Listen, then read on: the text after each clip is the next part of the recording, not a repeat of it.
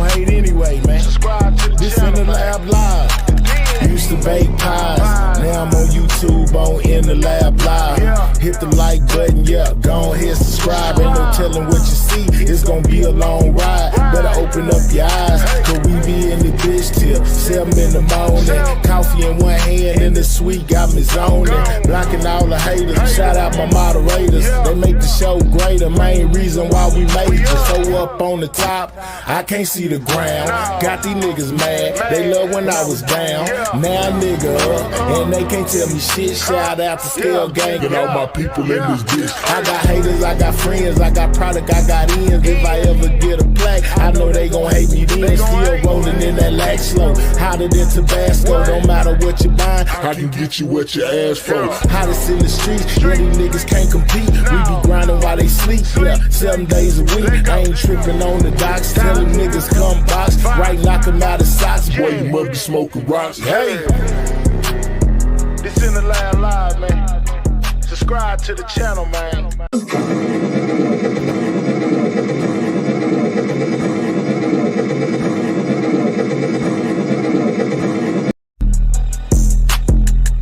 that like button. Haters gon' hate anyway, man. Subscribe to the This channel, in the man. Lab Live. Used to bake pies, now I'm on YouTube on In the Lab Live. Hit the like button, yeah, go ahead subscribe. Ain't no telling what you see, it's gonna be a long ride. Better open up your eyes, cause we be in the bitch till 7 in the morning. Coffee in one hand and the sweet got me zoning. Blocking all the haters, shout out my moderators. They make the show greater, main reason why we made it. So up on the top, I can't see the ground. Got these niggas mad, they love when I was down. Now nigga up, and they can't tell me shit. Shout out to Scale Gang and all my people in this bitch. I got haters, I got friends, I got product, I got ends. If I ever get a plaque, I know they gon' hate me then. Still rolling in that lag slow, hotter than Tabasco. Don't matter what you buying, I can get you what you ask for. Hottest in the streets, where these niggas can't compete. We be grinding while they sleep, yeah, 7 days a week. I ain't tripping on the docks, telling niggas come box. Right, knock them out of socks, boy, you must be smoking rocks. Hey, this in the Lab Live, man. Subscribe to the channel, man. there.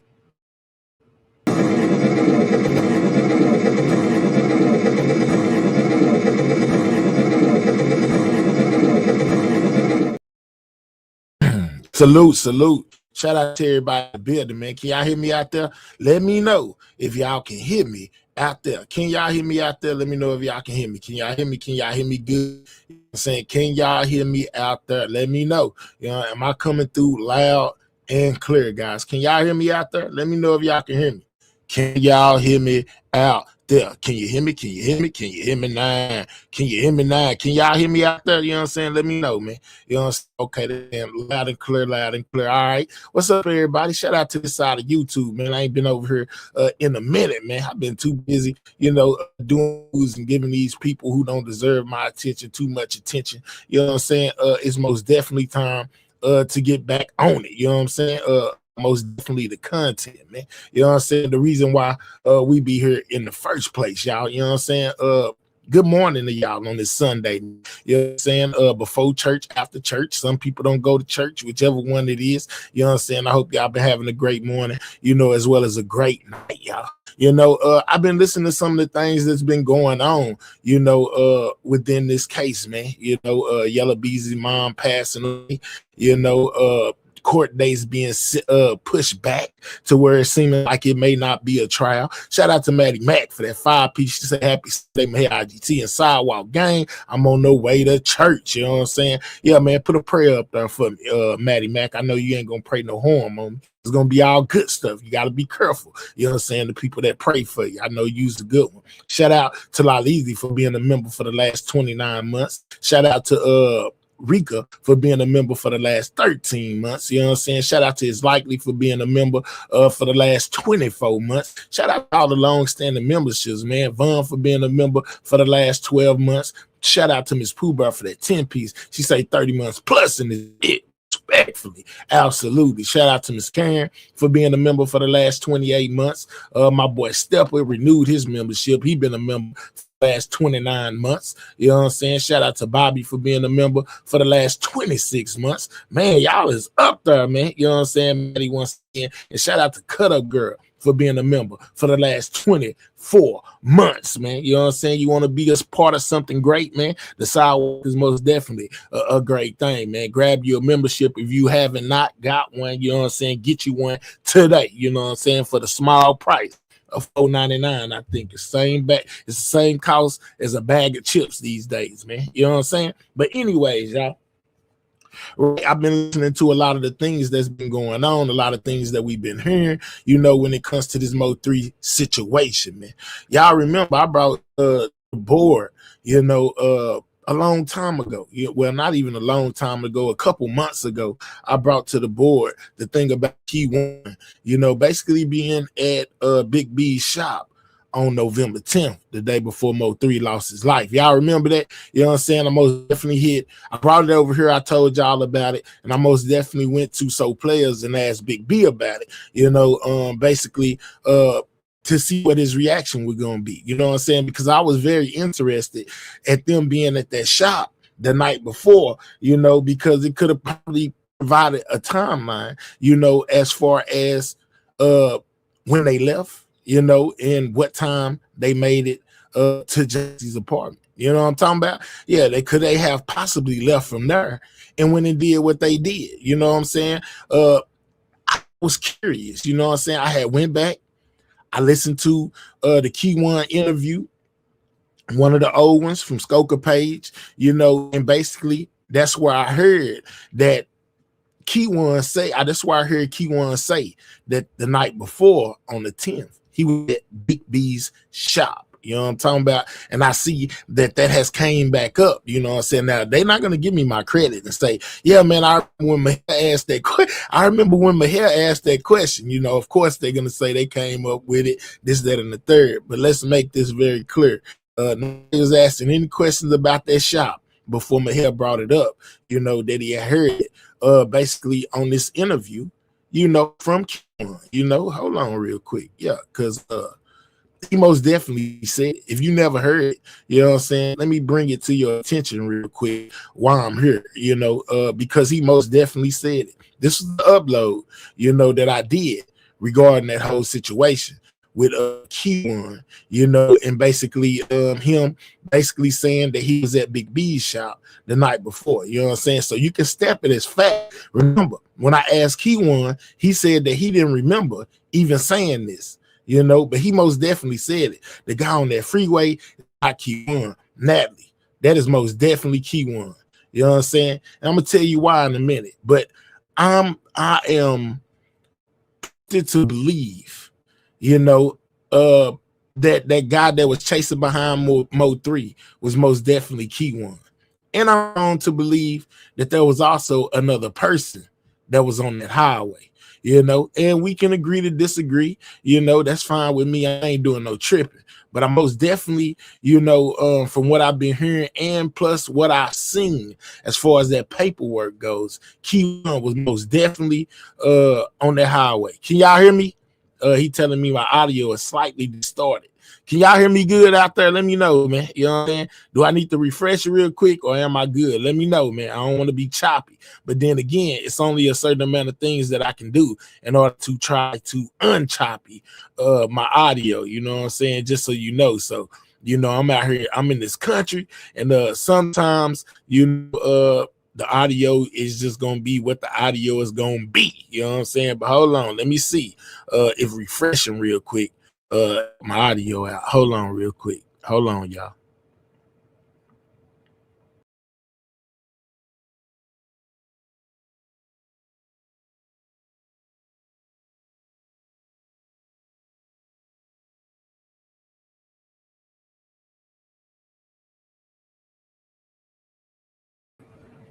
All right, how about now? Is my audio good now? Is it good now? Let me know. You know what I'm saying? Is it good now? Refresh, came back. Is my audio good now? Let me know.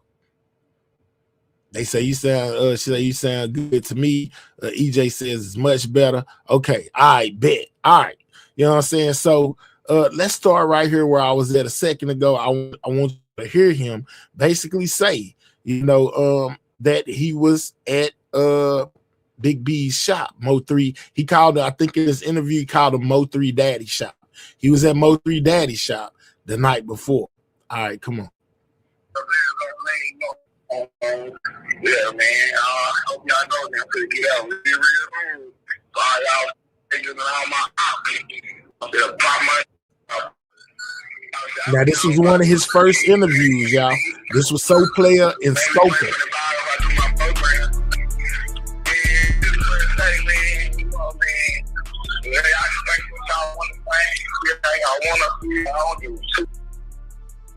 Hold on, we got commercials on it. Hold on. Gotta let the commercial play through. But this is most definitely where he says, that he was at Mo 3's Pop shop the night before, guys. And then I'm gonna stop it once it get to that spot. I don't know exactly where it is on here, you know what I'm saying? But this was just one of the things that I wanted y'all to know that was not made up. He most definitely said that that's where he was at, y'all. You know what I'm saying? The night before, November 10th, Keyone White was at Big B's shop. Hold on. My way, man. You know what I'm saying? I don't got no tattoos on my neck, y'all. Y'all don't understand it. Y'all got research, bro. I don't got no tattoos on my neck. I just think I've been tall. I'm short. I can't run. They got them long. I got an ass out. I am. They got me on the breathing treatment. They got. Yeah, I just went to read while ago. I'm tired right now. Y'all gotta see, which y'all don't understand. Y'all be looking for so far from what people put out there in front of y'all instead of going to do y'all own homework and do your own detective stuff. If everybody knows, you might start putting that color there, like, dude got a tattoo on his knee. The dude way taller than me. And just like I said before, tattoo in that, that thing right there, I think that was something that was created by social media, because when we look at that video, we can't tell if he got a tattoo on his neck or not. I think that was just a shadow, but Keyone is using that, from what he's heard on social media as part of his defense about the tattoos. Another interesting part that came out the other day was that the gang unit is looking to photograph Keyone White's tattoos. They said that it would basically show that he was a gang member, and it may help identify more, of what took place in Unalive in the Mo 3. You know what I'm saying? Yeah, so they're gonna take a picture of all of his tattoos. What's up, Miss? Shout out to you for being a member for the last 31 months, man. Let's go, man. 31 months in the game. But let him continue real quick. I ain't getting on y'all because I don't know y'all leave. I'm just look, all I'm gonna say is this I'm gonna say so clear. You know what I'm saying? When they see me walk out that scared building, and I'm popping champagne, I don't want to hear shit. I don't want to hear y'all playing like I want. It ain't helping your case at all. It's just better to be quiet, bro. Y'all, I don't got no attitude with nobody on here. You ass so play, I talk like this every day. I don't got no attitude with y'all, man. I don't even know y'all ain't no attitude. I can't tell y'all what I can't thank you. I thank God. This is a free world. You know what I'm saying? All I can do is sit here, get myself, and express what I can do. It's up to y'all to believe me not. We don't believe you. I got no attitude with y'all. I don't know y'all. We don't believe you, Keyone. We most definitely don't believe you. I know y'all talk to y'all to the teacher and everything. You know what I'm saying? I got pieces. He already talking about he already said this to the teacher. At the day Mo 3 passed away. This is where Big Reed asked him where he was at. See, this was his original alibi, you know what I'm saying, to what he was doing and where he was at, the day Mo 3 passed away. Yeah, so if it's done changed over time, y'all gonna be able to put point right here, because Keyone White says on the morning that Mo 3 was Unalive, he was laid up with his girl, and his girl can basically verify that that's where he was. He was not on the highway. Let him tell it. You know what I'm saying? Listen. He come to court to testify. You know what I'm saying? My girlfriend house with her son. Already. I got pieces. She already talked about me. They already said pieces to the chick. Everything. You know what I'm saying? I got my alibi. I ain't even shit. You know what I'm saying? I was at the club that night. Went home to my girl and her son. I was at the club that night went home to my girl and my son. That's it. That's what he said. Now he says that he went at the club. I guess that would be the night before, you know. So how were you at the club and Big B shop? I'm trying to see something. I was just went home to my girl and her son, and that was it. This ain't no you wake up and see the shit on Instagram. Asking you happened. He said he body okay. This was before And Jerry Johnson. Did he was have picked any up. clicks with Mo 3 before we passed away? Within the months before Mo 3 passed away, was it in click? Why would we flexing with a clip? First off, I understand. Nigga ain't taking care. I take care of my. I'm saying, first I'm like want to do something for somebody else. That's some crash on shit. I'm not no crash. I'm gonna crash. I'm crash out on myself. He said, what he looked like going to go do for somebody else. If I'm gonna crash out, I'm gonna crash out for myself. So basically, he's still trying to deny, you know, that he was going to go do something for somebody else. But I think at this point, it was him and Devin that was locked up. They haven't even implicated Jerry or Yellow Beezy. So why is he way back then talking about going to go do something for somebody else when it haven't even been brought up yet that he did something for somebody else? I'm just saying.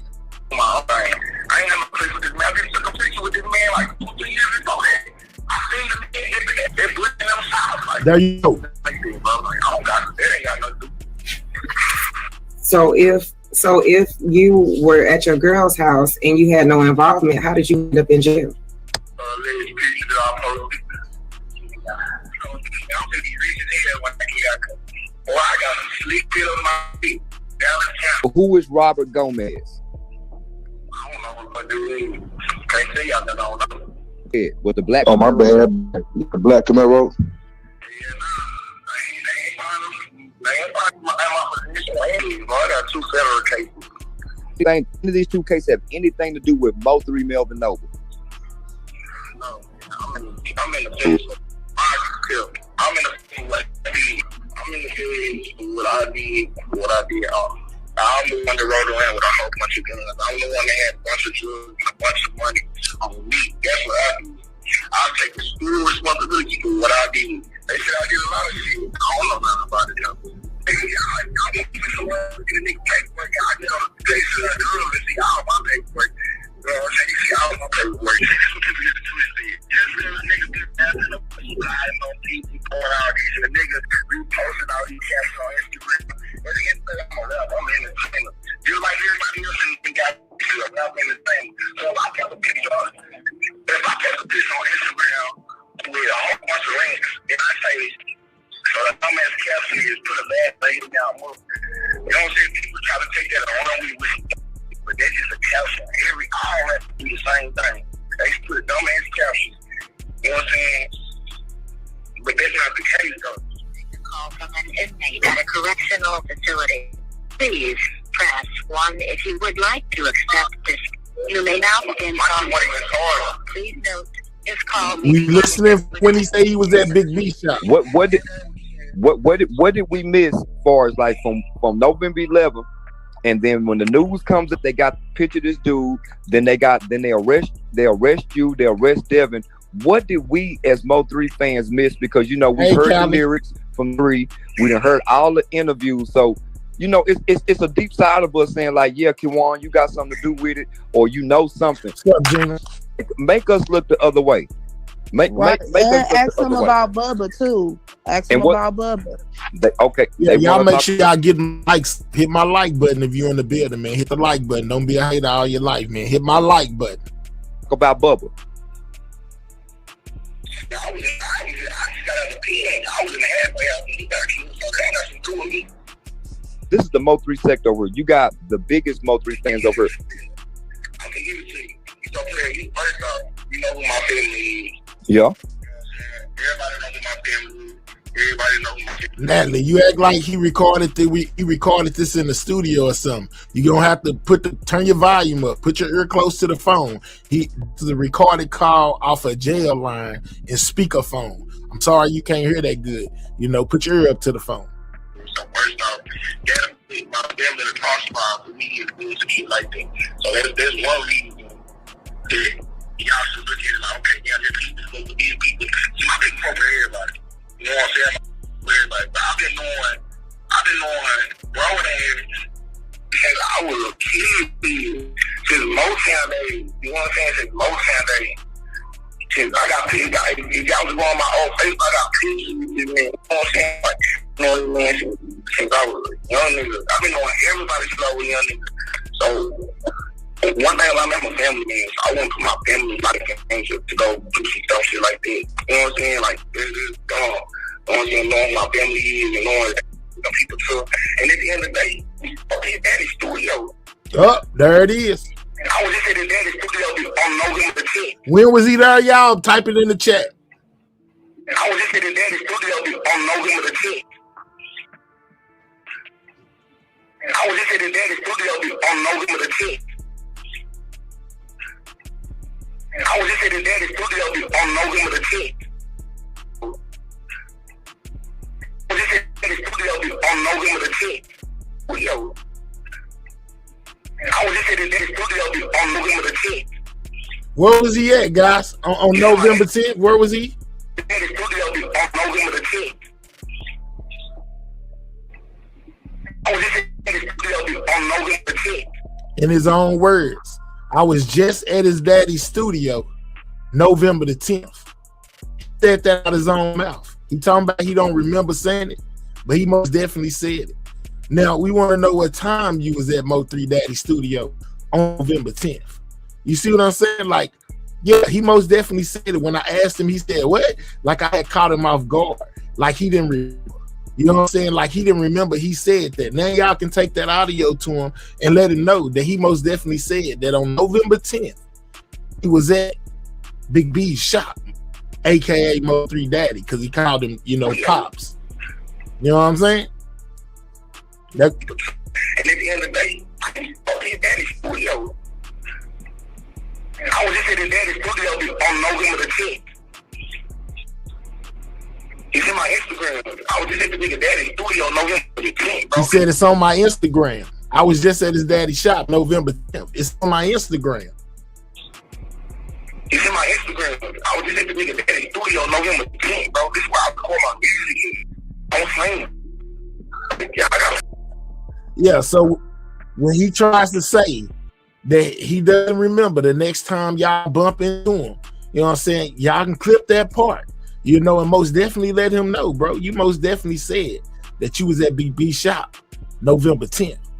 I seen Ratchet the other day, or heard some of Ratchet stuff the other day. I think I heard it from So Player because he uploaded a clip, you know, basically saying that them guys were supposed to be at that shop 3 days in a row. When I asked Big B about Q1 being there, you know, the night before, he told me that he doesn't remember, you know, whether he was there or not. He said that he knows that Q1 came by the shop, but he don't remember if he was there, you know, or if Q1 came by there that day or not, because that's where everybody records their music at. Right? That's what he told me when I asked him. That was the first thing, you know, that popped out to me since they done started talking about Q1 being at the shop, at the Big B shop, you know. I also heard Big B tell a story about the shop getting shot up. You know what I'm saying? And basically, you know, that 3 couldn't go to the shop anymore, you know, basically after that, because it was putting people's lives basically in danger with them coming up there and shooting up that shop, you know. I also remember Sean G saying that the elites, you know, basically put the okay out, you know, on 3, right? So my thing is this. I've been hearing about the door not locking situation, this, that, and the third, where Duke basically put that on the floor. He asked him about that on So as well. So Player did an upload. They got me, Duke, Ratchet, all of us on the panel, and that was the same day that I was asking Big B, you know, basically about Q1 being at his shop. It's crazy, man. It's crazy. I don't know what to think at this time, but if the higher ups gave the okay, would Big B be considered one of the higher ups? If he been doing business whatever in no clip for a long time where he be considered as a high up when it comes to the streets of Dallas and the politics and the way that it works. I'm not from Dallas, you know what I'm saying? But I most definitely watched everything going on with this Mo3 situation real close. You know what I'm saying? It just, I don't know, man. It's crazy. Now he says that it was all alleged. He didn't know or not if Mo3, you know, door locked or not. He just said it was being said, you know, basically on the streets, and that's why he said what he said. With Mo3 bringing drama to the shop, man, and people being, you know what I'm saying, potentially on the live. I don't know. It just raised question marks with me. I'm not saying Big B just exactly got something to do with it, you know, or nothing like that. I'm just saying, like, bro, you know, when are people gonna step up and just start telling the people the truth, or don't say nothing at all? You know what I'm saying? Keep it to yourself. Don't throw nothing out here for people to be speculating on, you know, or trying to run their own narrative with. And if you're gonna tell it, just tell the truth, you know, like that's just how I feel about it, y'all. It was just crazy to me, and it most definitely stuck out, you know, with all of this denial going on, you know, when it comes to certain things involving this case. Well, Player, the last couple of days. So Player most definitely been he going live, and he been posting stuff like premieres, man. Y'all got to get strictly off the live streams all the time and check out some of these premieres and videos people be putting up on their channels. You know what I'm saying? There most definitely be information out there. That the interview I just played, some of y'all probably never heard it, and it's been up there about 4, 5, 6 months. You know what I'm saying? Just sitting on my page, you know. But it's just certain things that stick out to me, y'all. Everyone knew 3 was gone, past, but unless someone really talks just the puns they have now, are gonna be convicted. And they not just puns, Divine. I don't believe that Q1 White, nor Devin Brown, nor Jerry Johnson just puns. I believe that they all had an actual hand in this whole entire situation. And if you listen to Jay Prince, he didn't have no remorse about 3. They said, if you gonna campaign and get elected, that's the game. Stop 6, I don't believe that H-Town had nothing to do with the demise of Mo3. You know what I'm saying? I think that, you know, all of them talking about the other beefs that Mo3 had is just a way to try to throw us off from really what's right in front of our eyes, man. You know what I'm saying? The whole case is right in front of our eyes. It don't got nothing to do with no H-Town. Everything, and 3 got popped at in H-Town. I don't believe that those are H-Town people that popped at 3. I believe that those are people that were from Dallas, that basically knew that 3 was going to be in that facility and basically traveled down there to try to take him out that night so that it looked like an H-Town situation instead of a Dallas situation. But if you smart and you from Texas, then you know that H-Town really ain't that far away. H-Town from where I'm at is a 3-hour drive. From Dallas is like a 4-hour drive, maybe 4.5 hours, you know. So if it's more than possible from people to drive from Dallas to Houston, guys. I'm just saying, this is just strictly my opinion. You feel however you want to feel. If you want to think that this was a whole thing from people in Dallas, then that's, I mean, a whole H-Town, Dallas combined, all this, you know, that's strictly up to you. But I most definitely I believe, you know, that this was Dallas business. You know what I'm saying? This was Triple D revenge on Mo3. I don't think that H-Town had nothing to do with it. You know what I'm saying? Just being honest. Trap said half his family live in Houston. And that may be it. But I don't think that it was a Houston thing, man. I think that it was a Dallas thing, and Houston was thrown in there to try to throw off, you know, right, what's right in front of our eyes, right? So another thing, you know, that I've been thinking about, and I've asked this question to people before, is the Jerry Johnson connection to all of this with Mo3. Remember, Rainwater said that Jerry and Mo3 didn't have no problems. You know what I'm saying? He didn't have no problem with Jerry. So a lot of people are asking, you know, and wondering to themselves, man, how is Jerry, you know, how he get himself involved in all of this? You know, yes, I believe with everything all Mo3 so-called friends had something to do with the demise of Mo3. Okay, you know, I was asking myself, how Jerry getting in all of this? You know what I'm saying? And Jerry is a part of GRC, right? Bodega is a part of GRC. And Key One was a part of GRC.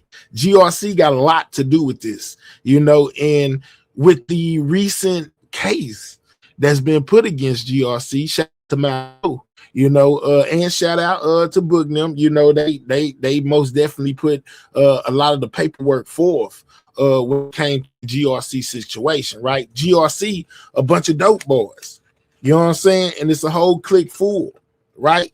And Devin is a part of that organization, and so is Jerry Johnson, right?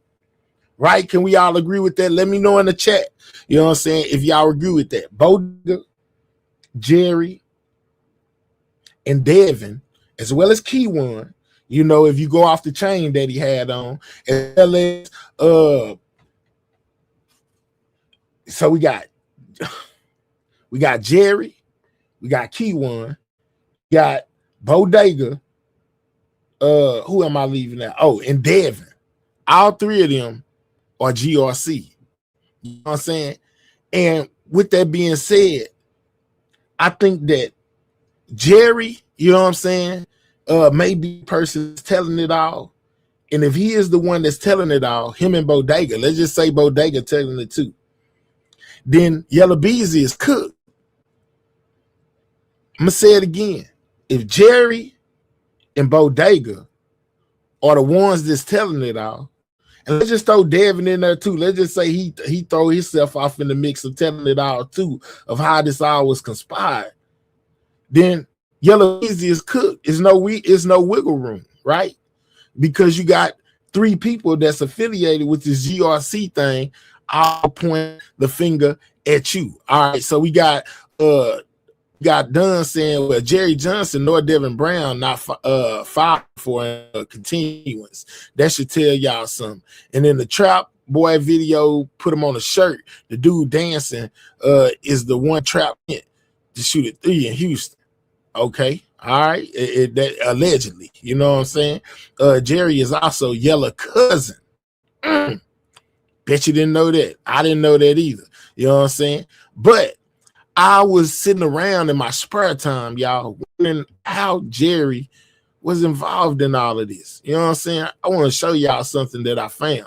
Because prior to this situation, I didn't even know, you know, who the hell Jerry was, you know, or his affiliation with these people.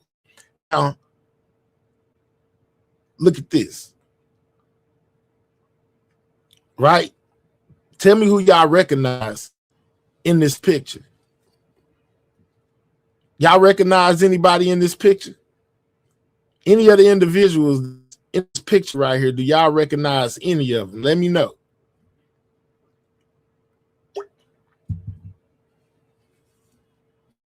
You know what I'm saying? Type it in the chat if you recognize any of these individuals. Who do y'all see in this picture that you can recognize? I see Texas Made say Devin in the blue hat. Yeah, when he had the dreads, right?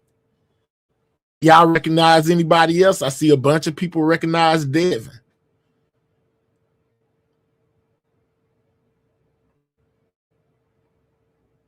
A lot of y'all recognize Devin. I see it. Hold on, y'all. What's up? Hey, that's Devin Brown right there to the left. In that blue hat. That's Devin. Yeah, you're right. You're right. Y'all don't recognize anybody else in here.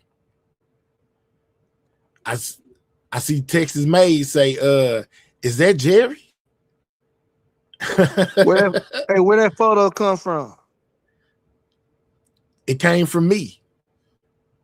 I'm saying, where's the source of that photo? You talking to him? Is that Roy Lee? No, it's not Roy Lee. Is that Young Dolph? No, it's not Young Dolph. I just said funny guy. No, not Keyone. It ain't Keyone not in this picture. If that you talking about. Let's go, Rocky. Rocky says, Rocky is right on point. Rocky says that's Jerry, Sid, and Devin. You know what I'm saying? The dark guy. Jerry is the top dog in GRC, the boss. All right, so let me tell y'all. Jerry Johnson is to the right over there. He in the far right corner. You know what I'm saying? He in the far right corner. No, I thought that was Roy Lee. Nah, neither one made Roy Lee. Okay, Devin said Jerry left to right. Yeah. So Devin on the left and Jerry's on the far right. And the dude in the middle is Said, right?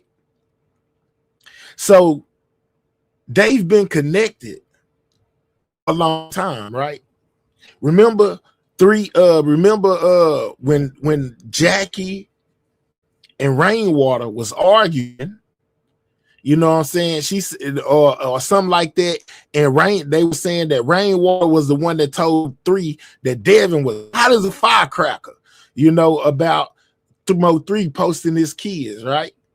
You know, whoever told them about that on the other side, right? Somebody told him that was on the other side that he was aggravated and upset about Mo3 posting his kids, right? Right. So if now this picture, this where I took the screenshot from, they got, let me tell y'all this, GRC are all rappers. I didn't even know that. From the top people to the bottom people, a majority of these people are rappers. This came from a rap video they did 12 years ago. 12 or 13 years ago, maybe older than that, guys. You know what I'm saying? 12, 13 years ago. So they've been partners for a long time, right? Yella Beezy got a problem with Mo3, and then you got Devin that got a problem with Mo3. You know what I'm talking about? And Devin seems to me to be more to GRC than what they was labeling him as. You know what I'm saying? They was calling him and Key1, what they was calling like pins when it came to GRC. But you see a young Devin with a young Jerry and a young Said, all 3 of them side by side, you know, and I would dare to say in the beginning, right? So I was over there with Madam O, guys. I just wanted to show y'all that these guys have been cool for a long time, for a long time, right? And we talking about money being placed on somebody's head and where the money could have came from in this entire situation, right? Right? We talking about money being placed on somebody's head. And remember, a long time ago, I told y'all, if you got 10 boys with $10,000 a piece in order to make something happen, how much money do you have? Right? How much money, if you got 10 dope boys with $10,000 to spare, how much money is that? All of these guys are in the business, you know, trapping. All of them. That's Said in the middle. You know what I'm saying? That's the other. So Said and Jerry are the bosses or GRC, right? You know what I'm saying? Like through the whole in the GRC case, right? In the GRC case, you see Said and Jerry's name mentioned a whole lot, right? Their phones was tapped. Their phones had been tapped since 2019. The feds have been watching them since 2019, tapping their phones, listening to their conversations, right? Having their phone numbers, guys, knowing all of that. Madam O was over there doing a long, extensive breakdown one day, and I popped up on her, you know, and she was trying to connect the dots when it came to this whole situations, like when it came to the phone records. Remember, they I think it was T-Mobile and AT&T. The police were requesting certain dates of phone records from somebody in the Mo3 case, right? Nobody had took time to connect the phone numbers. And if Matt was here, I asked her to come up here and basically show y'all what she showed me. But what she showed me was she went, hold on, all right, Jerry Said had that real bag, Real Street Legends. So could it have been a favor for a friend, Rocky? Could it have been a favor for a friend? You know, if you were looking to get somebody knocked off, you know, because your feelings was off in it, basically, or y'all was having so much problems out of one person, you know, could it have been a favor from a friend for a small fee? Devin had the drop. Devin knew where he was at. man, that nigga be talking to my baby mama. It's nothing to find out where he at, because that nigga be talking to my baby mama, right? You know what I'm saying? And then you got the people with the bags. You got Yella.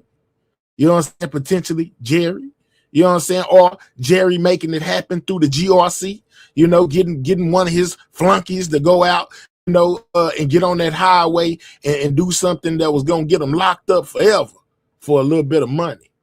I'm just asking her, you know what I'm saying? I'm asking y'all, what do y'all think? If you forgot to hit the like button, do it now. Make sure you hit that like button. What's up, So Thick? Long time no see. What's up, Bimp? I see you down there. Said, here go Goldilocks. Said it's Ashley's boyfriend.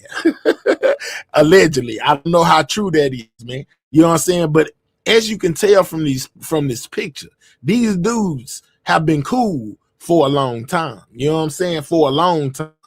For a long time when it comes to Devin and Jerry, right? So anyway, back to what I was saying a while ago, you know, about these phone records, because I haven't seen anybody else pull this up, so I'm gonna just tell y'all, you know what I'm saying, from these phone records, right? When it comes to the phone numbers, what's up with it, Bimp? When it comes to the things with the phone numbers being pulled, and the numbers they was looking up to, looking to basically get the records for.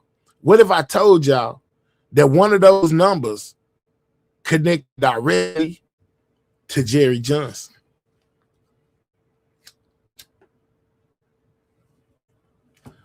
Yeah, that's no lie. From what I was shown, one of those numbers connect directly to Jerry Johnson. Right? What did I tell y'all earlier about how long they've been investigating Jerry Johnson them? Since 2019. The same number from the GRC case is the same number from the Mo3 case. And both numbers, the number belongs to Jerry Johnson. They crossed the Fed case with the state case. Let's go. You know what I'm saying? Let's go. Now, y'all been asking for something new. That's definitely new. You know what I'm saying? That was most definitely new to me when I heard it, right? So they are investigating Jerry's phone. So if Jerry is the one that's talking, then Yella Beezy is cooked, because it didn't even have to be a self-mission or something like that, potentially from Jerry Johnson, if they've been having their phones tapped since 2019. And it ain't no mystery why they are looking up the phone records. Maybe Jerry told him to go look up his phone number, go look up that number. You know what I'm saying? You'll see where I talked to such and such on such and such date. And we talked about Yella Beezy paying this money. You know what I'm saying? Or this conversation, this is the day that I talked to him. Go pull up my phone records. You know what I'm saying? Because they are most definitely pulling them up, y'all. Lola, she did nothing but show how good she look. Okay, y'all talking about something else. He is there y'all go again with he is Ashley BF. Now, Said hasn't been brought into this case. You know what I'm saying? At all. I ain't seen nothing with Said name on it besides the GRC case. But Jerry is most definitely involved in this, guys. Rather it was setting it up, you know, as far as getting the money together, you know, or sending Key One, or talking directly to Yella Beezy, whatever. Said plays a big part. Not Said. Jerry plays a big part in this whole entire situation. That's why he locked up and was hit with that with the M for hire thing, you know, remuneration, however you say it. It is most definitely a link in that chain when it comes to Devin. I mean, not dang, Jerry. So when y'all go to talking about how much evidence they could potentially have on Yella Beezy, and I don't know, ain't got nothing. Oh, they got something. They got Jerry. Jerry a big dog, but Jerry's phone was also tapped. You know what I'm saying? During this whole thing. Where is Madam O when I need her? Did we find out who Twin was? I still don't know who Twin is. Twin Said, you know, I don't know. But Said, you know what I'm saying, could potentially be a part of this as well. He put the second bag up. Let's go, Goldie. You know what I'm saying? Let's go, Goldie.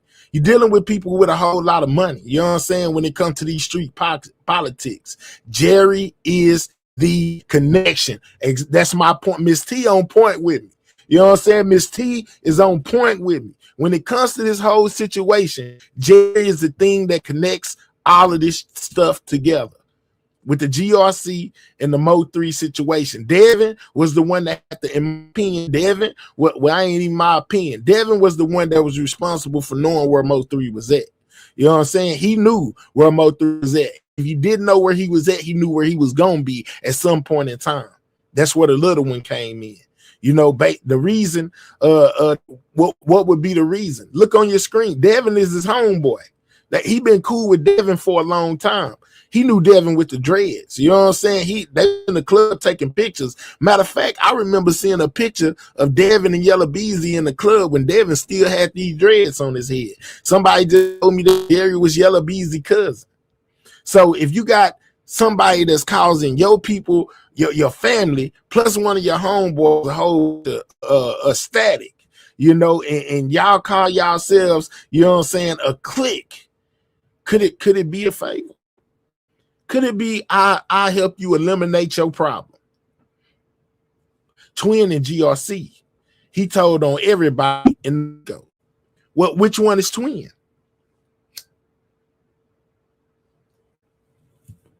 Rocky, is Twin said?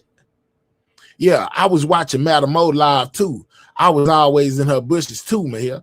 I went up on the panel. She actually showed it to me. You know what I'm saying? And imagine how shocked I was when I went back, you know, and I think because forever everybody's been using that one picture of Jerry with him with the little Gucci stuff on, like that was the only picture that he had. You know what I'm saying? Oh, but when I went back,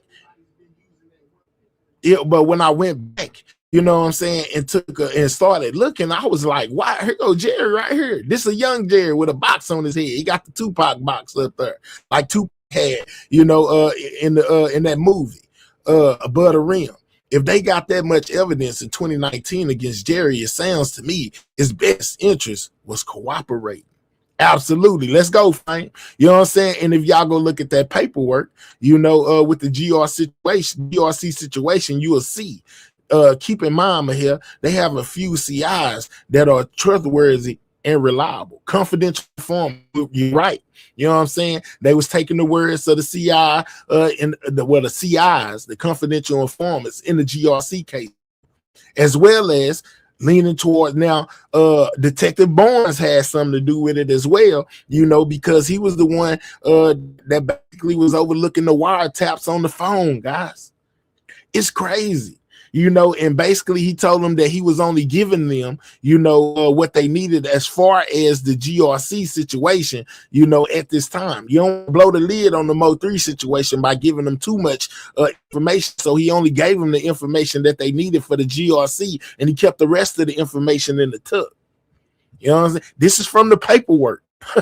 This is what the paperwork is basically saying. Jerry fed paperwork, transcripts that are sealed. Yeah, let's go, Miss T. So Jerry, in my opinion, holds the key to a lot of this. You know what I'm saying? Whether Key One cooperates or not, if they got all of this evidence, you know, pointing the finger at Yella and they got it from Jerry. Oh yeah, man. You know what I'm saying? He ain't walking nowhere but to his cell, like I told y'all. Jerry fed paperwork from the RICO ain't sealed. Madam O used straight paperwork. She been on point for sure. Yeah, most definitely had Duke pop up over there and say, "Man, why ain't nobody talking about this?" You know what I'm saying? Okay, I'm back, y'all. He once said he was robbing dope boys, got the Munions and the rest of GRC was scamming, allegedly. Well, we already know that ain't exactly what it was when it comes to this situation. Caesar, just based off the GC paperwork, they was doing more than just scamming. It was it said that they was responsible for drugs and M's. You know what I'm talking about? Yeah, all of them. You know what I'm saying? Drugs and M's. He ain't been sentenced. His plea is there, his indictment, all that. Yeah, real talk, you know, but I think that's why They got him to flip, guys. When it comes to Jerry, man, Jerry is a key piece to all of this. You know what I'm saying? If he was the one that set up the whole ordeal, you know what I'm saying? The check pieces in motion, as Josh and them say, the legal chess. He put the chess pieces on the board and put them in position, you know, was discussing the money, you know what I'm saying? And to be, you know, this type of situation right here might have called Yella and asked him, hey man, where your 40 at? You know what I'm saying? We got the other 60. We need your 40, dog, to make it 100. However much it was. You're like, it started to make sense. It started to make sense to me now. You know what I'm saying? It started to make a lot of sense once I seen that paperwork. And then I seen this video. Tell them to send you the Fed paperwork then from Pacer. You know what I'm saying? Let's go. Before they switched dates from February, Jerry was scheduled for sentencing a week after the trial. Dates for 3. Wow. Facts. They waiting to sentence Jerry because Jerry is the key piece to all of this. They also have a surprise witness. It may be one of the confidential informants, a CI. Because they trust head on CI in the GRC case, you know what I'm saying, and found them to be very credible, you know. So what if one of the CIs, who was one of the homeboys, you know, that was maybe even sitting around Jerry and them when they said they got somebody that's willing to testify against Yella Beezy, say that they overheard the phone call, you know, that basically he talked to whoever he talked to, you know, he overheard the phone call. Be a confidential informant, one of those people that they trust, you know, when it comes to relying information. It may not have to be one of these people at all. If the confidential informant heard it, you know what I'm saying, then they're gonna take the confidential informant's word for it. Yeah, man, you have to put that 40 because he was repping the clique and not putting in work. Let's talk about it. Is that you, Deborah? Okay. They must just seal the transcripts, not redacted. Okay. All right, Miss T. But Miss T can vouch for me. Miss T tell them, you know what I'm saying, that we most definitely was over there, and she showed me those phone numbers that connected back to Jerry. In the GRC case as well as the Mo 3 case. Both of those, it was the same number and it was attached to the same person, which was Jerry Johnson, guys. You know what I'm saying? That's why he up in there. You know, like I said, keep in mind, they have been watching them since 2019. They have been watching GRC since 2019. So that means 2019 and 2020, you know, their phones was most definitely being listened to. Their phones were tapped during that time. When did Money Maya get locked up? I'm not for sure. I don't remember Goldie. I know, right, Mag Dog? Me hating is crazy. All right, sure is. I was there too. She did that. She most definitely connected. We pulled it out. Y'all did. She connected the dots when it came to that phone number. So don't be surprised if Jerry, you know, could be the informant or the person that's telling, even though Key One tried to jump on here the other day and tell us, you know, he don't know nothing about Jerry. Remember how mad he was at the AKA Dog? Remember how mad he was at Dog on that interview on Real Life Street Stars? I can't believe that Dog would do me like this. I can't believe Dog would do me like this. Yeah, Dog, AKA Jerry Johnson. Real talk. Do you remember a couple years ago, someone from Dallas jail said that Yella tried to pay them $50K to unlock Mo 3, and he would testify if he got reduced time, but the judge threw it out. King, I don't remember that, but I ain't gonna tell you that you're lying. You might be most definitely telling the truth. You ain't just came in here and told a lie yet. So I know if you seen it and heard it, it most definitely happened. Well, if you remember, I've been knowing something was going on for a while. My Crazy Life 81. What do you mean by that, My Crazy Life? What do you mean something was going on for a while? Let me know. King, yes, I remember. I also spoke on that. I got Tom T think she sleep, but I got you. Yeah, man, I may be able to even man, let me see. Hold on real quick. Let me see if I can go over here. I'm pretty sure she probably still got it up as well, where I can show you these numbers and where she was showing me how they match up. Hold on. Hold up. Let me type it in. Hold on. Yeah, it's crazy, y'all. It's crazy. The same number, guys.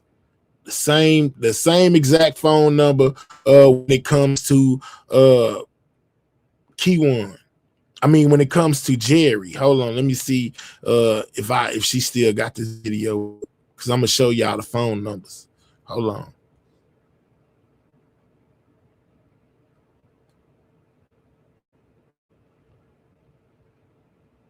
I know I'm subscribed to you. Where you at, Madam O? It's in the chat. Okay, hold on. All right, bet. DJ Q, my guy, what's up, man? What up, big bro? What I miss? Chilling. Oh, I was just over here, you know, showing my audience, you know, basically this throwback picture of Jerry and Devin from back in the day. You know what I'm saying? And basically tell them about this phone number that's attached to Jerry, you know, that we found out was Jerry's number from the GRC paperwork that they had, plus the Mo3 paperwork where they was telling them to go, that was basically pulling phone records. And it's the same exact number from Jerry Johnson. Did you know that? That's correct. Nah, I ain't know that at all. And I was telling them how Jerry is a vital part of this whole situation. And they had been watching Jerry since 2019. Phone taps, video surveillance, and all of that. It's crazy, man. So did you hear that video that they put out last night? Who put out a video? Your boy, So Player now. So Player, the video about them asking them about the Big B shop thing. Talking to Big B? Yeah, about Big B yeah, or whatever, Keyone being there. Yeah, I most definitely took a look at that. And I remember the day when me, Duke, and Ratchet basically went up there to ask B about Keyone being at his shop, and to where Keyone told us that, Big B told us that he didn't remember whether or not Keyone was there or not the night before, you know, November 10th. When they went and staked out Josh's apartment.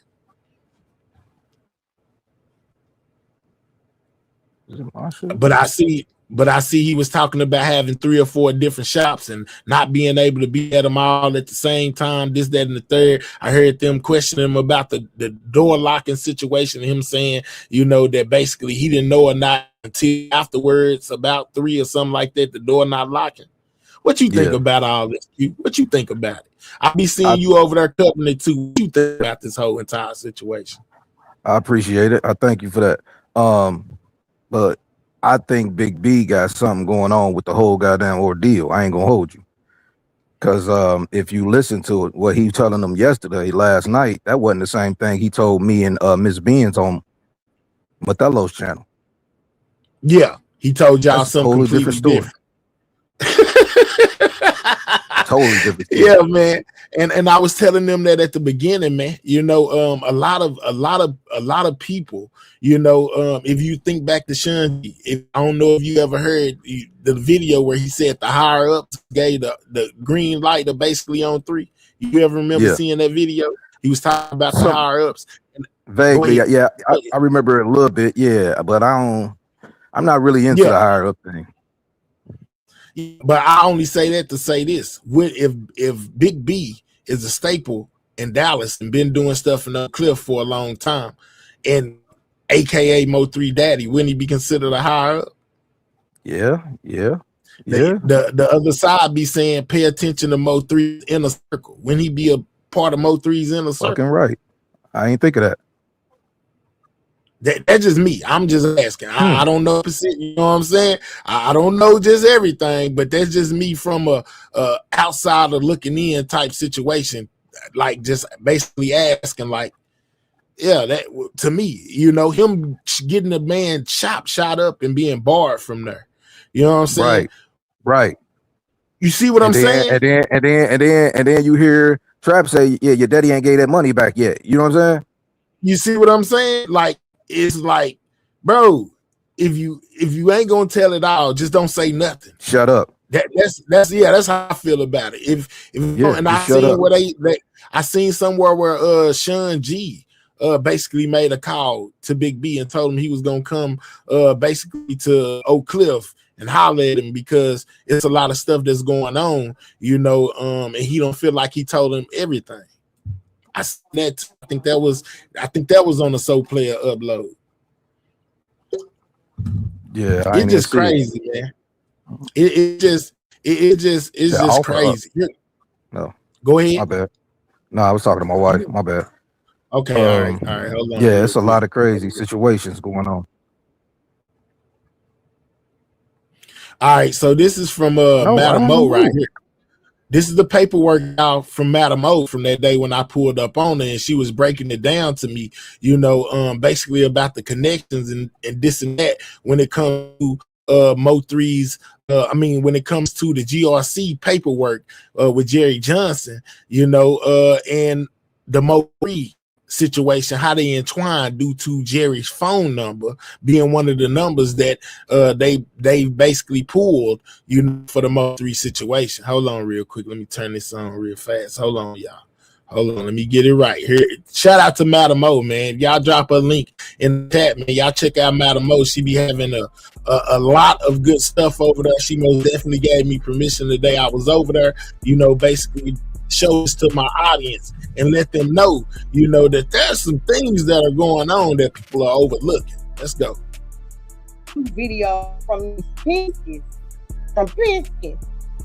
And then in a federal indictment, you see Eric Barnes saying that they use couriers and stuff to transport. I think they got all the evidence they need as it pertains to the already indicted. And that's just two different documents. That's just two different things. There's so much more when you break out shit down in comparison to Ray Jackson, federal paperwork, Jerry Lynn. This here, the paperwork I'm on now, this ain't even Jerry Lynn paperwork. This is for it's keyword. No, this is not. This right here, I'm talking about the federal that I was showing. Okay. This is for Listed. This is Brad. Which said is the dude that's standing in the middle of the picture I showed y'all right here. That said in the middle. That's the said dude in the middle. That's what it said, Mahel. And he said that he decided from from ATF, DEA, and Dallas Police Department. Okay, other law enforcement agents did this joint shit, and man, listen, he say they had been investigating them. When, man, what they say? 2020, right? Yep. Now we reviewed earlier, Lil Ray Jackson, the lawyer, his federal complaint paperwork, and they gave specific dates. It was a different DEA agent. They gave from 2019, the end of 2019 is when the DEA and the task force was formed to investigate this drug trafficking organization. They said in February of 2020, one of the DEA agents, a couple of DEA agents, sold narcotics to a leader of this drug traffic organization. Which the leader is Jerry Johnson and Said. And what she showed me was how close Said and Jerry really are. You know what I'm saying? Like they was on the phone talking about this, talking about that, talking about everything. You hear me, Q? Talking about a whole lot on these phones, which basically is why they pulled the records. I'm listening. You know what I'm saying? Yeah, why they pulled the phone records of Jerry, because they were doing a lot of talking on the same phone. You know, not only, you know, with the drugs, you know, it could have been talking about anything because Said and Jerry was real close. It never named who the leader was, and it never named the organization was either, right? But in comparison from that complaint for Ray and this one for Larry, you put two and two together. God damn, they went all the way back to 2014. Right. You hear me? They have been listening and watching these dudes. Have been listening and watching these dudes. Have been for the longest. Phone taps and everything. She gonna read some of it in a second. and I'm thinking about it, asked, what reason would they have to leave out certain information if they are saying from 2019 up until 2021, 22, 23, they had these people on wiretaps and investigation. Why would the state or the feds hide certain facts and evidence that they have? Why would they try different with the same evidence? I don't care. Oh my goodness. There she go, interrupt the whole thing. I hope she heard me. Get you some orders in the stock and beat his ass. No, don't do it. Make him give you his fast forward you. You're doing too much. Well, hey, you made my day. I swear to living baby white. You know what? I think it's time for us to go to family only. What do y'all think? Hold on. What do y'all Let me see if she gonna show me. If Madam O, is this one? I mean, okay, here you go. I'm a fast forward to when she went to showing me these phone records. Hold up. Patient. They pull all the stops. This is how the state in this affidavit to use I go to phone numbers of T-Mobile for. So pause real quick. Let me ask you a question. What's up? I remember the PI person showed some phone numbers. Yeah. But when she showed the phone numbers, they was all scrambled, like they was all written on pieces of paper. Okay.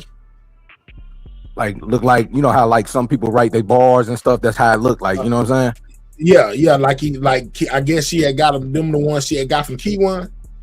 Exactly. So I don't know if if I don't remember because I don't remember if I seen it. I don't know if they were the same phone numbers as some of these phone numbers, or if one of them was Jerry's phone number or what. You know, I don't know because I didn't see that what you're talking about. So I don't if that's what you're asking. I don't know if any of these numbers match those numbers that was written down on the paper. I don't know. Right. I got a screenshot it somewhere, but I don't know where I put it. Let's go, Q. Say screenshot. Let's go. All right. So let it continue because she's gonna show both paperwork. She's gonna show this paperwork and Jerry. Look at Sin. Yeah, she said it was written on the Bible first. It was written on the Bible at first. Let's go, Sin. Shout out to Sin City Raps in the building. It was written on the first page of the Bible. Okay. That's crazy, right? All right. Shout out to the Cash App, man. Thank y'all for looking out. All right. So let me show you how she connected the numbers. 2 numbers on here. One of them we're about to see in this federal paperwork, but this is the state. From September 15th, 2018, ending on November 1st, 2021. They want the call details with cell site, data sessions, subscriber info, and tower list. What's up, Thugger? I'm going to show you that this number, according to this federal affidavit, is said to belong to Jerry Lynn Johnson. Okay? Y'all follow me so far, Mahel? Yeah. Okay. Let me know if you're saying, Madam, I already know all this. Go ahead. And I'll go ahead. Don't. Say it. Okay. So he said, based on his training and experience, and based on interviews with defendants, informants, and other witnesses and participants in drug trafficking activity, I'm familiar with the way that drug traffickers conduct their business. My familiarity includes the means and methods drug traffickers use to import and distribute drugs, their use of cellular telephones to facilitate drug activity, and their use of numerical codes and code words to conduct drug trafficking transactions. Lord have mercy. I also am familiar with how drug traffickers convert, transmit, and transport their drug proceeds, including, but not limited to, using carrier. The Penske trucks. Penske, as seen in the state of Texas versus Key One. And what's crazy is with this situation when they versing Key One, Jason Bailey, that's the driver of that pit truck that was right behind Mo 3. That's his name. That's Jason Bradley is the driver of the truck that was behind Mo 3. That truck was way bigger than a Penske truck. That truck was bigger than the Penske truck, though. But he was the driver. He was the one. I ain't saying that. I'm just saying he was the driver.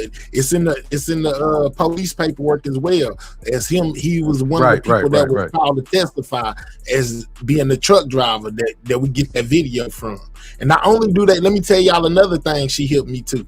Not only do they have the front face camera video, they also have a video of what took place behind the truck, the rear camera. Just so y'all know.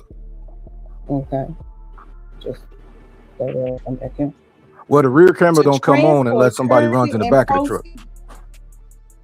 Well, they did run that. 03 run to behind the truck. Ain't that where he was unalived at behind the truck? No, I'm talking about somebody run, like crash in the back of the truck. That's the only way that's going to come on. Okay. Well, she hit me to that bit of information and said that they have the video camera from the back of the truck too.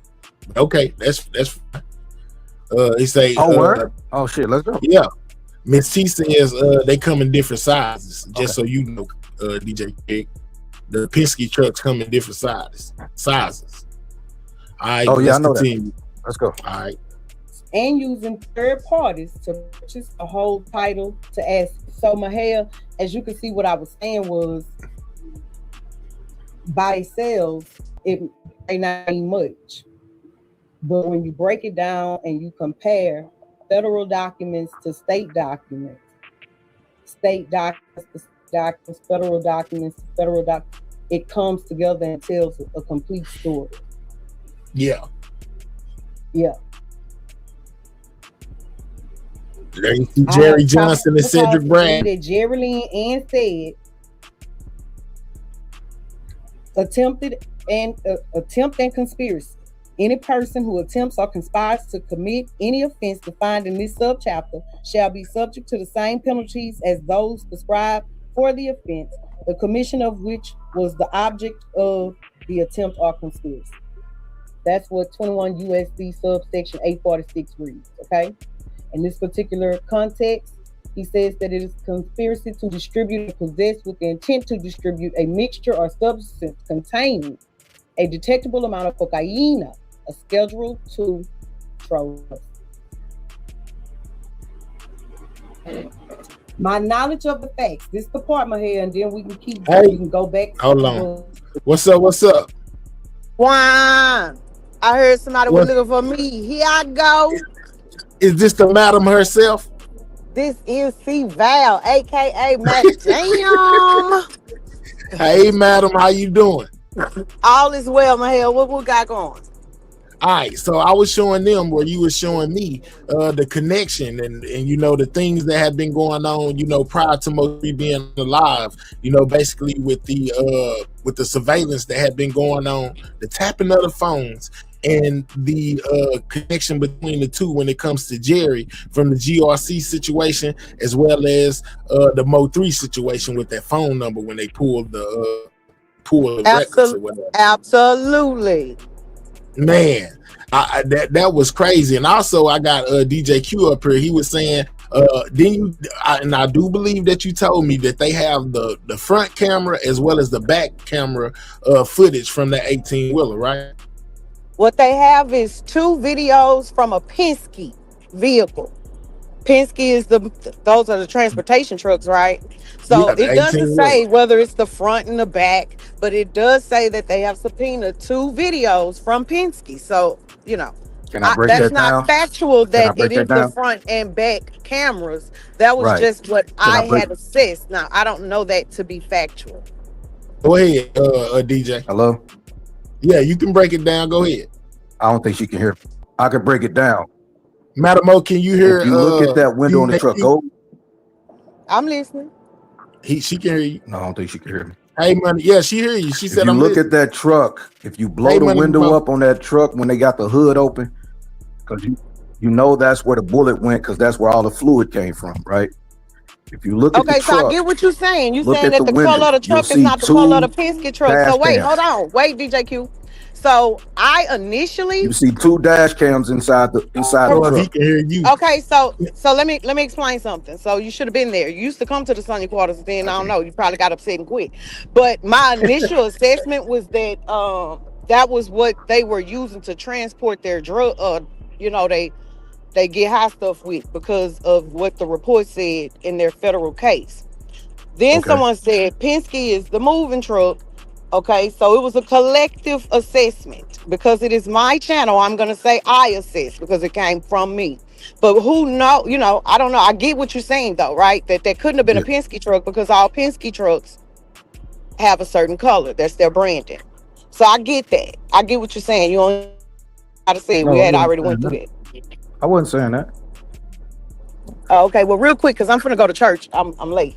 Mahel, y'all, did y'all see the late night video I dropped with the updated paperwork? I may have. I think I did. I think I did see it last night. Where Jerry Lynn and Buford got their stuff pushed back to April? Yeah, they got a continuance along with the rest of them, right? Mm-hmm. Yeah. Yes, indeed. It's gonna keep being continuous. And it's 2 more phone numbers that have been subpoenaed. The business records. The Yellow Beezy say his lawyers say that they think it may be beneficial to the defendant.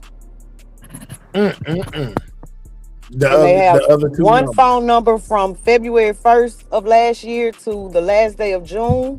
And then they have another one from the first day of July to New Year's Eve of last year. So I'm wondering, was that one person and they got their number changed? Or, you know, I don't know. It's weird, but check it out. Okay, yeah, she most definitely gave me permission, EJ. She most definitely said I most definitely have permission. She told me in this video. Yeah, my hair is absolutely permitted to play my video. You know, I'm not a sidewalk gang, but I was scaling through here for y'all sidewalk and sang along.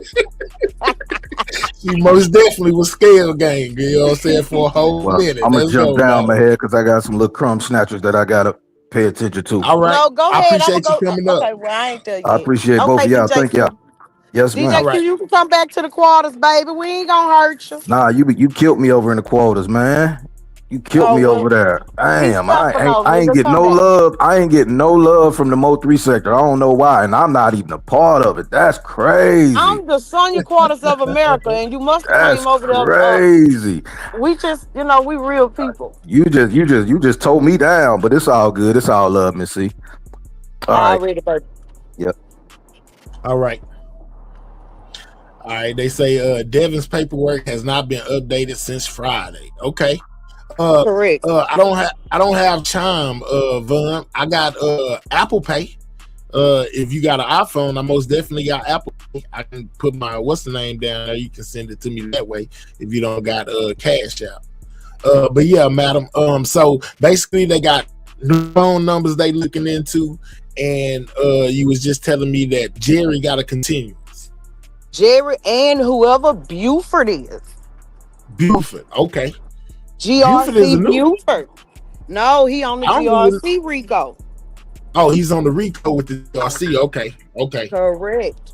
So there were five, I think, or 6 new documents as of 2026 on the GRC federal case. 3 of them are sealed, and all 3 were for Bodega. Oh wow. Now look, do this look like? Look at the dude in the middle. Do that look that picture that Duke put up that day over there when I was there that day? The said dude of Mr. Cedric GRC Bradley, long way jazz, long way, old man. I'm looking. I put my glasses. I don't know. Did he look a little bigger? It might be him younger, a younger I think him. that's a younger him. That's them back like 12 years ago, man. I was just telling them how nobody has showed me anything of Jerry, but when I found this video and screenshotted the picture, you know, that I made into a picture now. That is most definitely Jerry to the right. That's said in the middle. And who do we have on the left hand side? Mr. Devin Brown. They've been cool for a long time. Yeah. They've been cool for a long time. I think that that when they tried to classify, Devin as just a peon in the clique, I don't think that's true. I think Devin might be up there. Yeah, Devin might be up there because he's been hanging around them. This was way before. It looks like way before they had just a whole bunch of. You know what I'm saying? Like I said, this is 12 years ago. So he like an original. Yes, that's where I'm getting it right because there. According to the federal paperwork, the complaint, they said that GRC had been established in 2014. Let's go. Yeah. Man. There's something. Jossie said he got money. Let's go, GG. Yeah, he most definitely off there along with Bodega. Bodega is kind of like the same way, and it just rang bells when you told about those phone numbers and this and that. And I had even told you on when I was on your panel, like Jerry's involvement is instrumental in this whole situation. I think that's why they want them phone. That's why they subpoenaed them phone records, because him and Sid did a whole bunch of talking on that phone. There ain't no telling what else they got caught during that investigation with him on that phone doing a bunch of talking. Because they had 300 and something phone calls that were just pertinent to that investigation, and they specified that it was just pertinent to that. So it's no telling what they didn't get. And don't forget, they had the poll surveillances to corroborate and go with the phone calls. And what detective was on the GRC case as well as the Mo3 case? Barnes. Barnes was the one who, according to the federal criminal complaint, Barnes was the one who comprised the task force of the DEA, ATF, DPD, and as they read, other law enforcement officers. Wow. And Barnes was the one responsible for getting everyone's reports and deciding what would go in and what would not. That is crazy, y'all. So y'all heard it from her and me. Barnes was over the GRC situation and Mo3 situation at one point in time. You know what I'm saying? Who better to determine what stays in and what stays out and what is basically needed for this case and what is needed for any other case that they have. Now, one of the other things that stood out to me was they said that they was a drug dealing organization, that dealt in drugs, and they also had M. They had M's under their belt. Yes, they said that they were involved in that investigation. I'm finna get ready to walk in church, but last thing I want to say, and if you on here when I get out, I'll hop back on. But in order to see the full circle, they also have to go to Mr. Ray Jackson paperwork, the lawyer, because the investigator, the ATF officer that did that criminal complaint, he tied in actual dates. Barnes wanted to leave off timelines that you got to go to that one and tie all that in. And they did say that it was by GRC members and their affiliates, the non-GRC affiliates. Mm-hmm. Yeah, that's what they said. PMG is an affiliate, which is Yellow Beezy. Love you too, sissy. Miss T ain't got me for y'all, man. So I thank you, Miss T, because I was definitely wanted you to tell them, madam. I unlocked the original live I did with the federal paperwork, Mahel, and I sent it to you on IG. Okay. And maybe we have to do it on a later show because I'm already late. But I'm gonna send it to you. Yeah, we'll do it another day. Yeah. Or later today. It'll be nice to do later today. Okay. All right. Most definitely. Just hit me up. Already. All right. Thank you for coming up. Yeah, man. Man, look, I wouldn't believe some of this stuff myself if I wouldn't have seen it. You know what I'm saying? But I most definitely seen it over there by way of her, which makes me feel like, yeah, when it comes to Bodega and comes to Jerry, these dudes most definitely have a lot to do with this, y'all. They most definitely have a lot to do with this. And I feel like I said, that Jerry is very vital to this whole situation. And who knows whether the confidential informant overheard this situation or if some of those phone taps told on, the people that was involved, 3 on the line. unalive. It's crazy, y'all. Hey, I told you, we do. I know y'all do the real research over there. I know y'all do. What's up, Goondini? Big dog, can you hear me? Yeah, I hear you. Hey, so check. I want to put this on your brain, right? Hold on, you gotta hold on real quick. I think you got a tab open. Oh, okay. You got like an echo. How about now? No, I still hear the background music loud on your side. How about now? All right, now you good. All right, so check. Now you see how you just busted wide open that Barnes had them folk under investigation, right? Yes. Now, what sense does it make? How did Barnes make it to the hospital so quick? Unless they had phone taps or they was literally knowing what was going on leading up until Mo3 death. You see what I'm saying? Because the detective is assigned after the investigation is started, unless you already have an investigation. Because the task force is different from regular police officers. You see where I'm going? Yeah. So what in your why do you think Barnes was at that hospital so fast? How did he even know? You know what I'm saying? Everything went down so quick. That's what puzzles me. Well, law enforcement was on the scene. When everything went on, they be talking on those radios. So basically, he may have got hits from one of the officers or listening to his little police dispatch thing in order to let him know. Or like we've been saying with these wiretap situations, maybe he overheard it. I don't know, Goondini. That's a good question. I don't know, but they do communicate with each other. That's all I can think of. Go ahead. That exactly. And the last thing that I wanted to ask you, do you remember, and it was a lot of alleged stuff going on, but do you remember, and we don't know if it's true, they were saying that there was police officers sitting alongside the highway. You remember the phone call? There was the police call. Do you remember that? I remember that. They said something about a black truck or a black van that was adjacent to the highway or whatever, and they told them, don't worry about it, that's us. Exactly. So I'm starting to be convinced, and allegedly, of course, that it's deeper than just game. I think police may have been involved, man. That's all I wanted to say, man. I know that's a far reach, but hey, man, the way everything coming out, and then after we had that latest interview with Sean G talking about numbers was given, it just don't.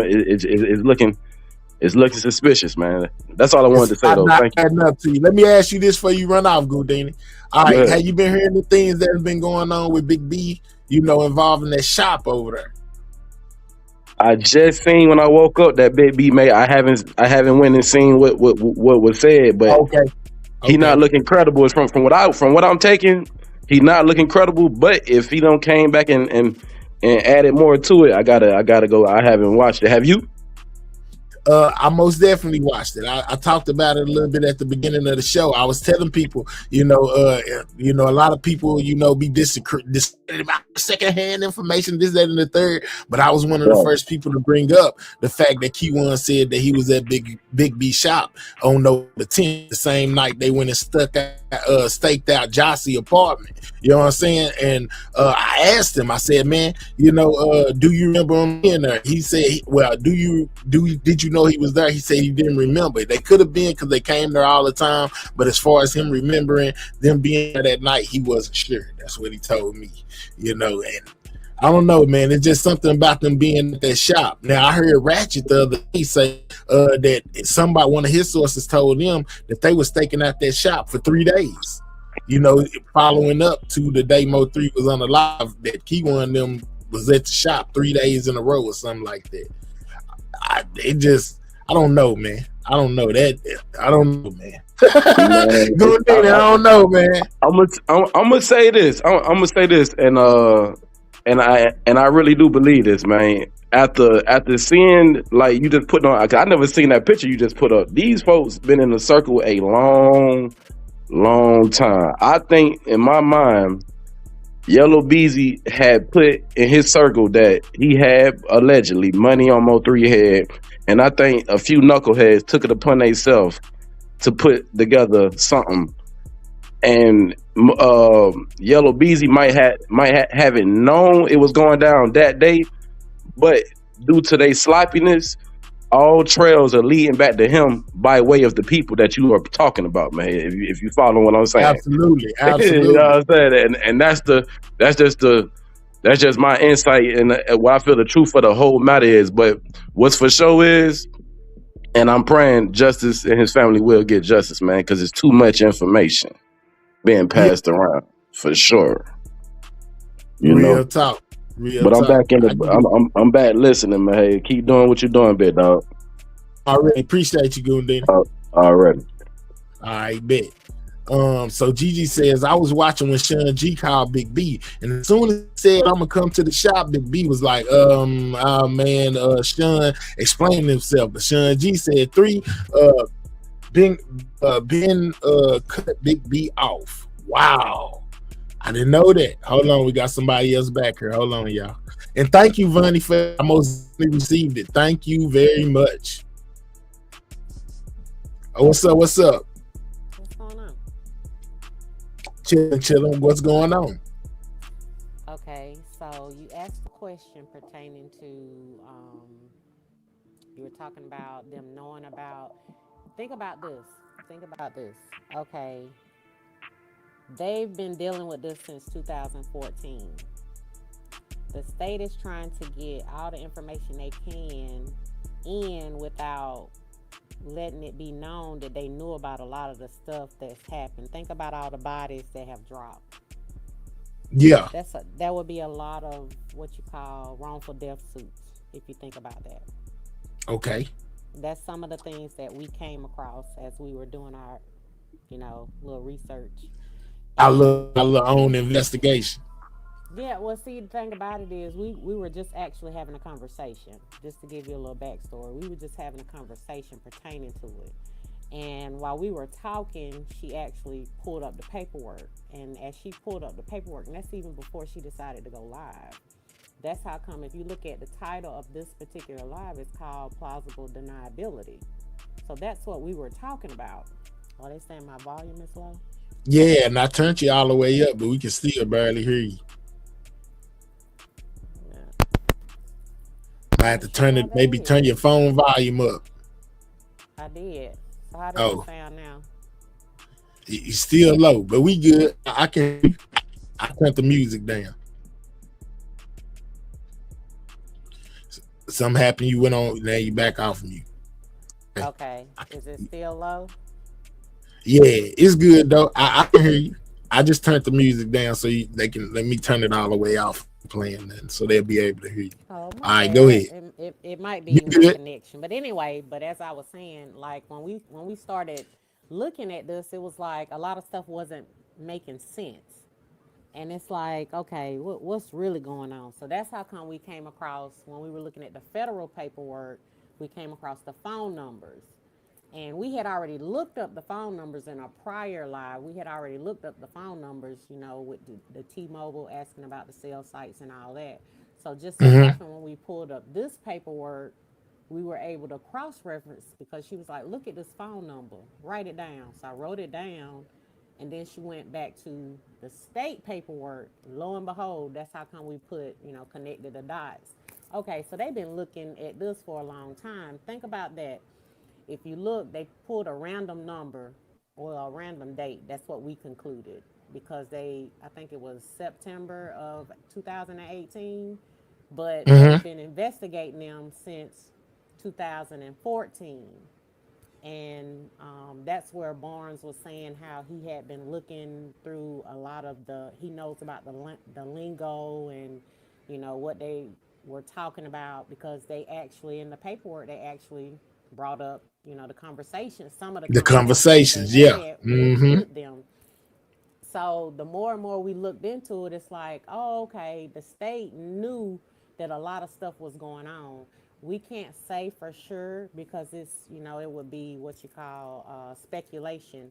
We can't say that they knew what was going on with Mo3, but it's not far off. It's not far-fetched because if you look at it, they've been investigating them since on record 2016, but they say that it 16, and I was saying 19, but it's 16. Let's go. But they didn't start doing the wire. They came back later and say they didn't start doing the wiretaps till like 2022, 23. So if you look at it, and we're going back and forth, trying to connect the dots. In this particular paperwork, Barnes actually says that they have a lot of information. However, this is what is pertinent to this particular case. Think about it. Yes. So if somebody tell you I only have I have a lot of information, but the information that I'm giving in this particular paperwork is just relevant to this case, which means that they had a whole lot more information. They just are not privy to say it, because the state know if the right person get a hold to that and they realize that their family is connected to that, and if they get the right attorney, you're going to have wrongful death suits coming out the wazoo. Absolutely. Absolutely. Absolutely. Because yeah, like absolutely. Even in this paperwork, they actually talk about how they had 3 different residents that they actually had poll cameras up on. Then they started doing the wiretaps. So it's like they tried to establish a pattern of when they did it, a timeline of when they did it, when in actuality, they actually did it way prior to this. Because in the federal paperwork, they're only stating basically from, I guess you could say 2019, mainly 2022. I think it was 21, 22. It went forward from there. But in actuality, in the state paperwork, they're saying they're going back to 2018. But who's the common denominator in the paperwork? Detective Barnes. Absolutely. Detective Barnes. Same one that was over the Mo3. You right. Correct. You right. So they knew about a lot of the stuff that's been going on, but they know that in order to get some of this paperwork in, or some of the evidence that they have, in order to get it in or slide it in to where it won't raise suspicion, they got to do it inch by inch and figure out what's relevant and what's not relevant to cause the community to say something and speak up about it. Absolutely.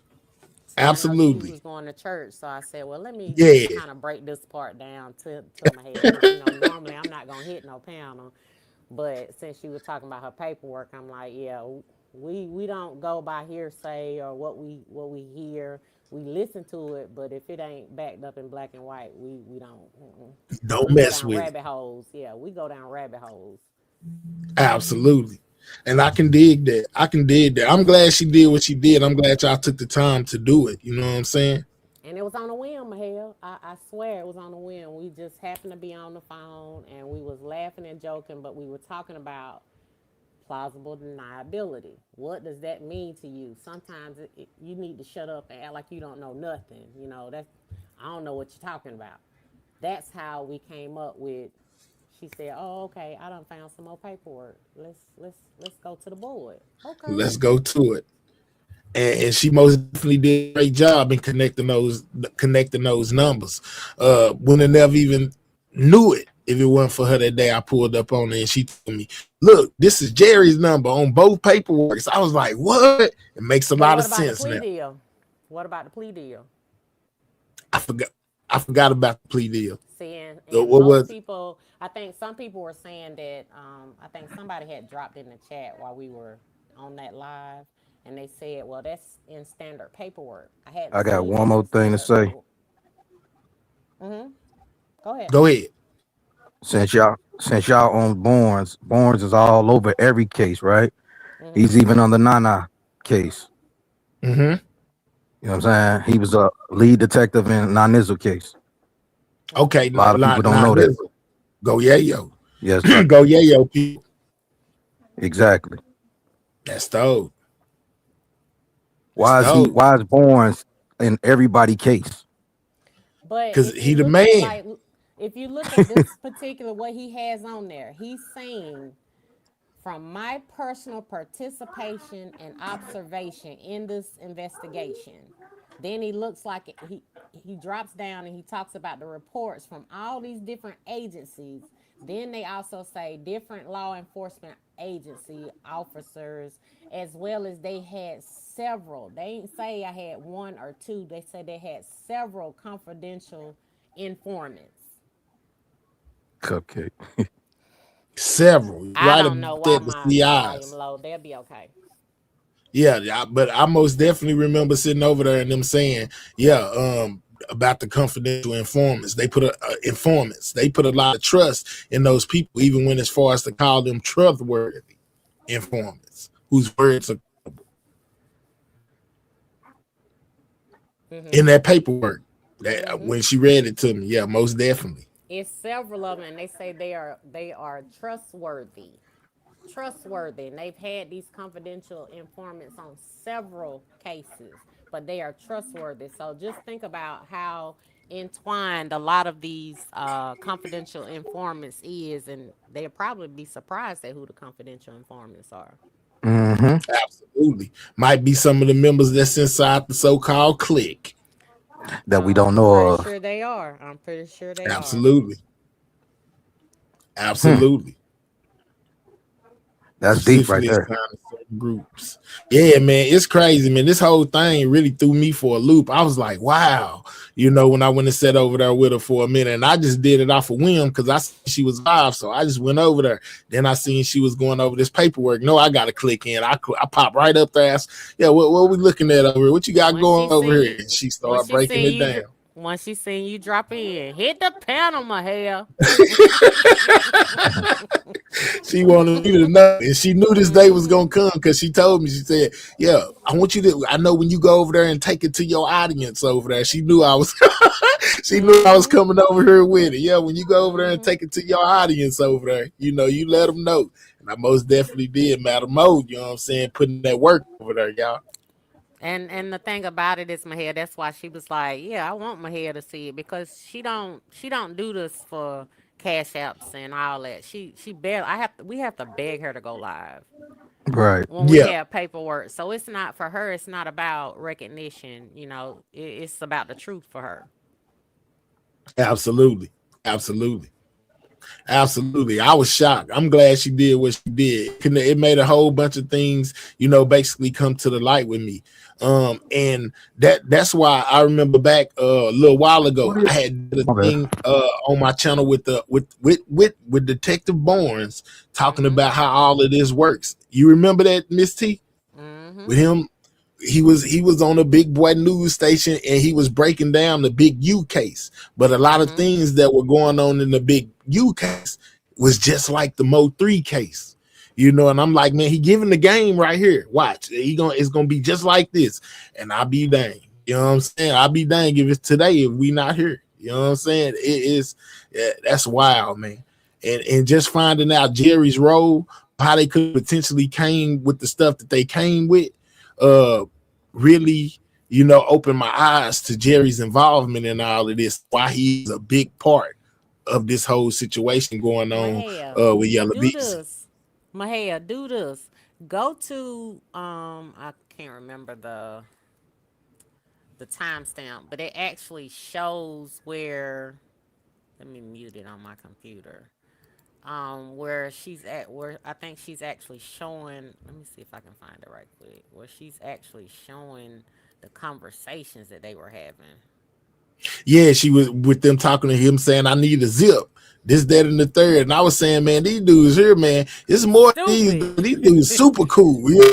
Yeah, because just what they was doing on that phone, like the way they was just openly talking on that phone. Yeah, they was trying to use street code or whatever, but it wasn't hard to decipher, what was going on. And these was phone calls. Right. Yes, it was phone calls between Jerry and Sid, to where they was talking about what it is they needed and what they was doing. It just really blew me away. Like, man, and just think if they talking this freely, in regards to the drugs and this, that, and the third, just imagine what else they talked about. Okay, go on them same tap phones. Go to 3 hours and 7 minutes. All right, hold on, Rick. Hold that thought real fast. Let me finish showing them where the This is where the numbers connect. Let me show them where the numbers I'm connect gonna drop down real quick. and come back up and see if I can fix my audio. Okay, all right, bet. Thug, is that you? Yes, sir. All right, let me play this real quick so they can get the numbers lined up. This is what I all this is leading up to this. This is me landing my motherfucking plane. Peep game. I'm on one game. Eric say. This is the facts alleged. This is Detective Bones basically telling y'all that he gave them information for the GRC case, but he's withholding other information that he has. He only gave him the information that fit this particular situation and withheld the other information that he had. This 9-page paperwork affidavit document come from my personal participation and observation in this investigation. My interviews of informants and my review of reports prepared by other investigators of the ATF, DEA, DPD, and other participating law enforcement officers. Since this document is limited to establishing probable cause, since that's all this here, I have not included every fact known to me and other investigators. It's important. Rather, I am only submitting the facts necessary to establish probable cause that Jerry Lynn and the Brad and the other motherfuckers discussed herein conspired to distribute and possess with the intent to distribute methamphetamine. First, he had something that had cocaine. Now he talking got meth. But the most important thing that I want to highlight out of this whole thing, of everything I've said thus far, is that what we see is presented by Eric Barnes. And because he already is employed by all the agencies that comprise this task force. What's up? Oh, no, I heard y'all on mute. My bad. He looked at everybody's reports and he observed and participated in things during this investigation that started, according to the document, in September of 2019.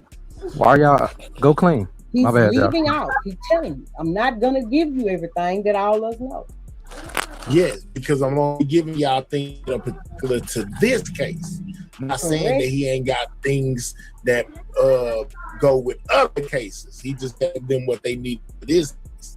Meaning he was over the Mo 3. Let's go. Talking about shit like this. Okay? Talking about shit like this right here. Let's go. You know, the other that's why they know what dates to look for in the state. Hold on. Can we go back real quick? Can we go back real quick to the Jason Bailey? That was the truck driver, wasn't it? Hold on. What you seen? Hold on. Let me go back. I said Jack on the Q1 thing. It say Jason Bailey. Jason Bailey, if I'm not mistaken, was the driver of the truck that was behind 3. Yeah, I think it said Jason Bailey. Where they got the surveillance video from. So when they say 2 videos, they mean the front video and the back video. See, that's what she was telling me, the front and the back, but she came up here and cleared it up. You know what I'm saying? I guess that was just in her way of thinking. But right there it says, these said 2 videos are kept by Penske. They got 2 videos. There they go right there in black and white.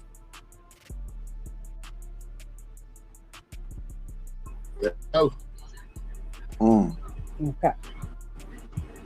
Look, he speaks.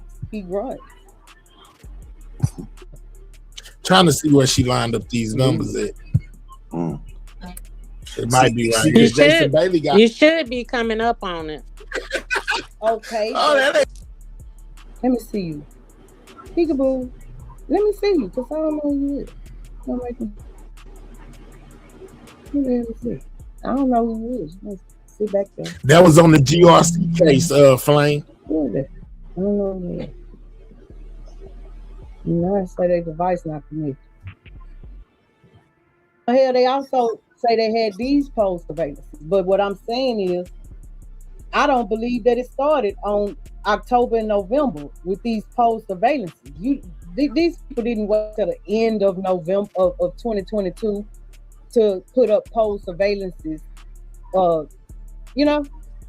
Video surveillance when they had been investigating them for as long as they had. That's what I'm saying. So we for whatever reason they go. Okay. Oh, that ain't Dallas. That's Central Texas. That's where I'm at. So now she's showing me the phone numbers from everywhere in these lists of numbers. Now look at your screen. I see it again. Do you recognize this number that's highlighted? Do you That's the number. That's Jerry Johnson number. Yeah, there you go. So this is the first one right here. Is there goes Jerry number 254. Hold on, go back. Let me go back a little bit. All right, so you see the number that's highlighted right here, right? The 254-349-8403, right? Mm-hmm. Y'all see that? My people on the panel. Q, you see that? Yeah, I see it. All right, this is from the GR. Okay, this one right here, sweet is my bad. This is from the GRC paperwork right here. You know where they put it up there. That's the federal paperwork. The federal paperwork from GRC. Mm-hmm. This is the federal paperwork where they connected this phone number right here to Jerry Johnson. All right, now let's continue. Yes. Hold on, they got a 254. That's where I'm at. This paperwork right here is from the Mo 3 case. The number that's highlighted is the same exact number. That's Jerry number. Y'all see it? I see it. I get it. This is from GRC.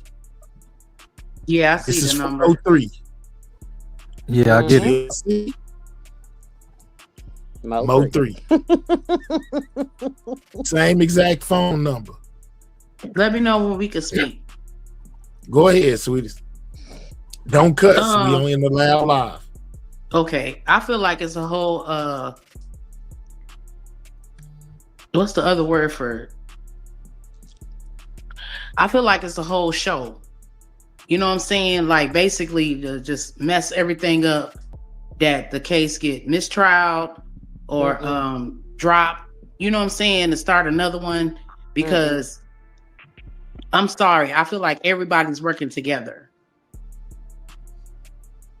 Everybody like who? Everybody like who? Rainwater, Yellow Bee, Jerry, all them, all the people with power, they all working together. Like they all trying to figure out a way or make a way to just make it messy and messed up where no evidence is going to be, what is it called? Like admissible in court. Yes, ma'am. But what he's going over right now is showing the connection of the dots. I know. And I feel like because not all of us on YouTube, but the ones that been poking at this case, making assumptions, negative dialogue, all of that, I feel like that's messing the whole thing up. How? And I feel like that's the purpose, because there's too many narratives out here saying who did what, and who is cool. It don't matter about the narratives. You go by. I know evidence. It don't, but it does, because if it didn't, why does it keep getting pushed back? Because they filed motions. Okay. If you got the money, you can delay a case. I feel you. I ain't gonna argue against that. To me, that's showing even more, Y'all hold it down real fast for a couple of seconds. Okay. Go ahead. Okay. You say it's showing what? It's messy. I mean, Well, Sweetest, it's been messy. Right, You know what I'm saying? right. I know that's what makes it sad because it hasn't stopped. Like we expect messiness once upon a time, but it's just been Money consistently- causes mess. Big facts. Money and power, it causes mess. Yeah, you're right. So that's where we are. But you know, with what he's discussing Put it right right by the- now, it's not to discard what you're saying, but what he's discussing right now is he's showing where we actually connected the dots, not, you know, the mess. We don't care about the mess. We don't operate in the mess. So he's showing where the connection from the state case to the Fed case, from the Fed case to the state case. Gotcha. They all coincide with each other. Everything Right. that he's showing right here is everything that's lining up right with They the all same line case. up together. That Exactly. makes sense. And you Okay. also have to look at it too, that, you know, the narrative, it don't matter what the narrative, YouTube goes by the narrative. Right. Social Right. media go by the narrative. Them courthouses go by the black and white paperwork. And that's what Gotcha. we pulled up is the black and white paperwork. So we're connecting dots. We don't care about the mess or the power and the money. We don't care about none of that because that's irrelevant for us. We're just showing where, oh, okay, look how things are actually lining up to where people didn't even pay attention to it. Not saying that, you know, some people are not investigating as they should, or, you know, deep diving as they should. What we're saying is these are the dots that we found and we were able to connect them. Hey, I say Memphis this. baby. Go ahead. Can I say this? Sure. The fact that we are not a part of the case, we're just outside lookers. You know what I'm saying? Right. So to break it down, these lawyers already got what they gonna do. We don't know what the Exactly. defense gonna do, what the lawyers. We don't know nothing what they gonna do. We just outside speculating, talking. Mhm. You know what I'm saying? Just like the same thing Josh and CB do over there. They outside speculating. They do what they do. You know what I'm saying? Mhm. They don't know what the lawyers gonna go in there and say off top. Shout out to CB and Josh. They don't know what Right. they gonna do over there. You know Right. what I'm saying? So in all reality, we just talking about a case that's we like, yo, this should have been already over. No, it's a lot to this case. Right. You know what I'm saying? And every day we come down to something new. You feel me? So it's a lot to this case. It's just like with that 16 terabytes they just got. They got to go through that thoroughly. Mm-hmm. And Can that's I gonna take 16 some ter- time. Can I Okay, ask go you a ahead. question real quick? Yes. That 16 terabytes, ain't that the same 16 that came up missing a couple of years ago? No, they got a new 16 terabyte, which is Mhm. crazy because after they lost the 22 terabytes, they found eight of 22. They was able to get back 8 terabytes of 22. See what I'm Correct. saying? So if you think about, it's kind of hard for me to not talk to y'all in computer form. You know what I'm saying? So Oh, I need you to do understand that because I gotta understand. Because to me, that's why I say it's this messy. Because a couple of years ago, it came out, Dallas lost whatever. You know what I'm saying? Megabytes. What are we talking about right now, right? Mhm. Terabytes. Then Right. it disappeared. Nobody talked about it no more, right? Now I it's coming did. up I always again. talk about it. Yeah. Oh well, I don't know who you are, sir. So I apologize. No, it's all good. but Man, I'm why just you saying- changed the screen? We wasn't done. Yeah, I know. I still got it up there. I was Okay. letting it out real quick. Oh, okay. We most definitely Okay. gonna I'm get just to it. checking. Okay. I done woke up. Look, I done ran over there and tried to get her to hit this panel too. Okay, go ahead. Already. Yeah, we on it.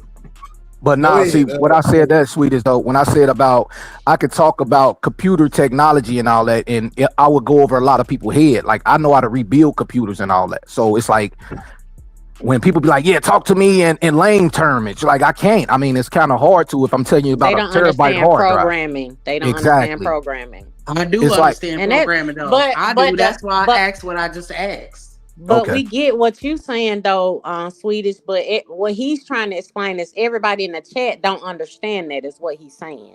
Right. Right. So if I Okay. talk about that, it's gonna go over their head. So I just Right. leave it alone. So there's no And see, reason it to even didn't go go- into that. It didn't go over mine, and that's why I just asked what I asked because I was like, didn't a couple of years ago they said so many terabytes came up missing? of whatever went on in Dallas, and then we heard about it for a few weeks, and then it just disappeared, and now we're hearing about it again. So is that the same terabytes or no? It's terabytes? not the same. It's not the same. My bad, Joe. Okay, so where we at now? Just showing them something else I found with Devin and somebody little one. Is this the little one that he called to get the doc? It's him and somebody little one. My dope boy. That's a beautiful picture, but I don't know who that is. That's Devin. It's Devin. He did an interview and they showed this picture within the interview. It's him holding somebody little. I don't know if it's his little Devin one or somebody else. Josty baby daddy. Yep. Okay. So can I ask y'all a question? Have y'all been here? I mean, have y'all been hip to what's been going on over on Ratchet's channel? But we trying to finish this though, sweeties. I wasn't trying to defer from it. I'm still speaking. It's still the case, but it's not pertaining to what we already talking about though. I get you want to talk about Ratchet, but can we finish No. what we were I was already trying to talking talk about the so-called new things that's been discovered, and I was wondering if it's been discovered over here. Well, we trying to talk about this first. All right. So hold that thought. Hold that thought, Thug, and then we'll talk about it right after we get to what Miss T talking about. All right, where I'm going, Miss T. My bad, Miss T. Go ahead. You fine? All right, so y'all remember? You saying? I mean, we just kind of going all over the place, and we trying to stay on topic to show them. You know, we just went and grabbed this paperwork, and we trying to show exactly where it came from, and then we can go into that. It's no problem. I just, I came up here. I don't hit panels, so I came up here because Mahea's talking about the paperwork that I helped her, go through. So we just trying to get to the point. Can I ask you, whose paperwork are we talking about? This is Jerry Johnson's. Okay. This is the Mo3 paperwork and the GRC paperwork. Okay, right now, I was showing them I was showing them the connection between the Mo3 paperwork, his state paperwork versus federal paperwork for GRC. So you know what I'm saying? This is Jerry Johnson. Hey, are you talking? Yes. Tell I'm talking. Yeah, sweet Stud. She can't hear me. Yes. He's talking. Okay, I'm gonna go out and come back in. Okay. Or I was gonna say, my head drop down, it'll pull her back up, or just pull your thing. She'll be able to hear you. Okay, well, she gonna come right back. All right, so right now this is the paperwork, the GRC federal paperwork with the phone number for Jerry Johnson that's on the screen right now from the GRC case, and we found out that it connects to the Mo3 case because this same phone number appears in the Mo3 case, which is right here as a phone number. They want them to pull specific dates of from 09/15/2018 to 11/01/2020. They want those records from Jerry's phone, guys, which we found out from the federal paperwork is Jerry Johnson's phone number that's highlighted right here. All right, Miss T, where we going now? You were supposed to keep going so you could show them the actual conversations that we was appalled at what we heard. All right. Okay. So you had the timestamp. I think it was 3. Let's see. I still got it up. 3 hours and you can start at 3 hours and 7 minutes. Okay. All right, so this is gonna be some of the conversations to let you know how freely they was talking on these phones when it came to Sid and Jerry. This was a couple of conversations from the GRC RICO that they had on them, basically of the things that they were saying across these phone lines that the police were intercepting, due to the wiretaps. Approximately 83 of those pertinent calls involved GRC members Jerry and Sid discussing the manufacture or delivery of narcotics, because this document and this investigation was not focused on murder. It is a narcotics task force. Since the initial interception of calls on this investigation, They learned that Johnson, Jerry Lynn, and Bradley work as partners, distributing various narcotics to include cocaine. So you think they were overlooking other things, looking for a big drug bust?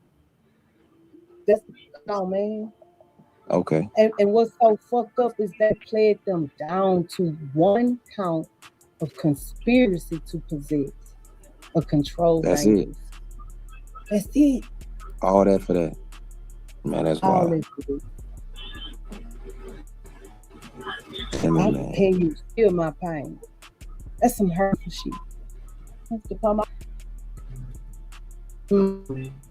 You got this, you know what I'm saying? Is it just one? Is it just one count? Listen to how freely they right talk now. on the phone. This is Right just now, some of the okay. things that they recovered right from now the they're wiretap. providing the transcripts for this call between Jerry Lynn and Said. Okay. All right. And they're talking about distribution at their location on Mojave. Okay. Bradley said, say, hey, Jerry Lynn say, hey, damn, I was gonna tell you my brain 2 zips if you got it. GRC said, man, it's on Mojave. What you talking about? Food? Jerry Lynn say, no, I'm talking about South. GRC say, I got a hole on Mojave. Jerry Lynn say, shoot, I got a play on the what you call. GRC say, yeah, you good, it's over there. Jerry Lynn say, all right. That was one of the phone calls so they just made. imagine. Wow, man, That just on next that one is phone, just hilarious. talking your life away, boy. Yeah, that next one is hilarious. It get worse. And that's on the narcotics end of it. Okay. Yeah, that's what I'm saying. Yeah, man. Woo. Happy Me, what are you doing? Let's get you right up out of here. Get Happy Me right up out of here. Talking about somebody else Cash App. We don't promote other people Cash App. You on the wrong channel. She on my Twitch. Let's get Happy Me right up out of here. You need to stay over there with them people. Okay, I'm Ooh, yellow boy, you out there. he in trouble. Yep. Okay. They got another one.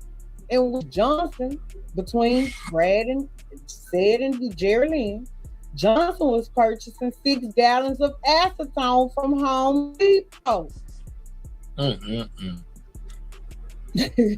was in there cooking. On their surveillance cameras, they know that Ed and Jerry Lynn met right after that at the Mojave Drive location. At 1 and 3, they got them on surveillance on video, unloading acetone as well as other unknown items inside cardboard boxes into residence from Jerry Lynn's Mercedes-Benz. Jerry Lynn and Said will stay inside the residence for several hours, only exiting the residence for a few minutes at a time, just to return inside the residence. 6 gallons of acetone, my hell, they was having to come up out that bitch, you heard? Yeah, they in there cooking. Them boys in there whipping. They say, man, you're faster. Wow. Okay, Damn. now here goes another one of the phone calls between Jerry Lynn and GRC Said. Wow. Jerry Lynn say, shit, you got 2 zips for your boy. GRC Said, say, South? Jerry Lynn say, yeah. GRC Said, say, shit, yeah. Jerry Lynn say, yeah, I'm gonna need them bitches. Again, it's on Mojave. All right, I ain't got no issue. That bitch been going dumb, huh? I said that bitch been going dumb. Jerry said, hell yeah. That's what's up. What that South been doing? Jerry Lynn said, shit, man. These niggas is talking like bitches. I'm telling you. I'm telling you. Good Lord. You've been doing this something. Say, hell yeah. Say, shit, you know what I'm saying? Shit, say $50 a day. GRC said, The bills paid. Come on, man. Yeah. God, dog. Oh man. DJ, now you see what we talking about. That's crazy. Now just that's in the paperwork. Just think about it. Yeah, just think it now. Yeah, exactly, Miss T. This is in the paperwork for the GRC. Minute things they was talking about. Yeah. Just imagine how much talking they was really doing on the my head. Just to look at what I just seen and read. I'm like, what the fuck? Yeah, watch the cussing. Yes, exactly. My bad. Now you see what we were talking about. These guys are stupid. Man, when we saw this, we was like, "Oh my God, we got to go live on this." Just think about it. With just that, and that was in the drug situation, right? That was on the drug case. That's now they subpoenaed. They subpoenaed Jerry Johnson's records again for the Mo3 situation. Correct. Just imagine what they was on there talking about, Q. Just imagine. Exactly. And they talking about they ain't got no evidence against Yellow Beezy. Yellow Beezy gonna walk, right into his cell. Yeah, and Jared said might be the reason he walked right off into there because they on the phone talking about it. Man. Exactly. So keep in mind that's why when we were talking about it, and they were saying that nobody, when she was asking you, had anybody ever been offered a plea? In his paperwork, he was offered a plea. Jerry was. And it's like they must have kept turning it down because it actually goes in, say, several attempts. So they've been offering something. But see, nobody is acknowledging that. But where do you put information for some black people? Because we read. Some they don't, in the book because they don't read. They're gonna go based off of what somebody else tell them. So they put all this information in the paperwork, but it's so many pages, people will get tired of reading it. We didn't. We was shocked when we found that. And I think if my memory serves me correctly, I remember Josh and CB saying that I think go ahead and ask what you wanted to ask. She can't hear me again. Hold on, let me see. Can you hear me now?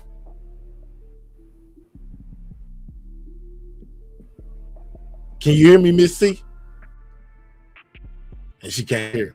All right. What I was saying was, which reminds me, I think if my memory serves me correctly, I remember one day I was over there with Josh and CB, and basically I remember them saying, I think that Jerry took a plea deal in the GRC situation, and that part of his stipulation was, that he has to work or he has to work with the people or something like that, or his plea deal is off the table. He had to work with the state or whatever. If I'm not mistaken, I think Josh and CB said, my bad, my brother, I forgot where I was at. Much respect, but these young dudes ignorant, but ignorant. Let's go, DJ. You good? Yeah, if my memory serves me correctly. So I'm gonna put allegedly on that because I can't remember exactly what it was, but I do think I remember CB and Josh and them saying that that basically what's his name? Jerry had a plea deal. He took it, and basically he has to comply with it. All the deals off the table. So that may be why he's working in the Mo3 case and basically came clean with what he knows regarding Yellow Beezy. Is my assumption. So I'm gonna say allegedly on that, but I think that's facts according to CB them. That's crazy. I think they're looking into all the stuff that they have, all the information that they have for both cases actually, because like she said, they got pleaded down. But I think they're looking into everything they have because you got to remember, we got to be careful what we slide in and what we don't because so many bodies have dropped between the time they started investigating up until now, and bodies are still dropping, and they've had firsthand knowledge of it. You're right. And like you said, them wrongful unalive lawsuits are most definitely pour in if they don't do it right. You're right about If that. the right person get a hold to it and say, "Oh, okay, we're gonna start a class action," that Absolutely. that's a ricochet. Absolutely. Okay. All right, sweetest. What's up, Thugger? Come on now. Talk to me, Thugger. What has been uncovered over there that you was telling me about earlier? What you was trying to tell us. Basically they were saying like B wait a minute, is it B or Big D? B. Big B, yeah. Of the shop. Basically said that he knew for a fact that Keywan White grabbed the gun about the car that night. Mo3 car. Yeah. Yep. I heard them talking about that. Yeah, that messed my head up. I was like, what? Wait, what? But then when you think about it, it kind of makes sense, because if him and old boy was sitting out there watching the, the house all night, and this is the thing that everybody keep forgetting about to me, is when, and no disrespect to Jackie, Miss T, none of y'all, but we got to speak straight facts, right? When everything first came up, Jackie most definitely said on a live, I can't remember which live it was, that, they told her what they was going to do to her sister, and she had to do whatever to make her sister safe in that crib with them kids. Do y'all remember that? I think it was a thought though, sweetest. When because that sounded like the thing that sounded like what was in that text message. No, from my understanding, I agree, Mahia. I felt like they called her directly, or called one of them, and was like, woo, woo, woo, woo, allegedly. And what I'm saying, she was like, my sister in there and the kids, blah, blah, blah, blah, blah. I remember that when they came up on the scene trying to justify their actions and what they was supposed to be included in as far as everything. Now, I'm not accusing them of nothing. I'm just speaking on what was said, right? So they're saying that that Keywan White and Devon, whatever his name is, went to that shop that night, and the other dude, Big Barry, whatever his name is, was there, and they was all posted up together watching the crib, and then that happened. So I didn't know if that was true or not, and I just thought that interesting to speak on, and that's what I was. All right. Well, it's a lot of people in this chat that's saying that's not true about Jackie saying that. I do remember seeing that as far as a text message goes, something like that. And to me, it was more of a thought than it was a phone call or something like that. But I'm not going to say that you're lying about what you heard, because you saying you most definitely remember hearing it.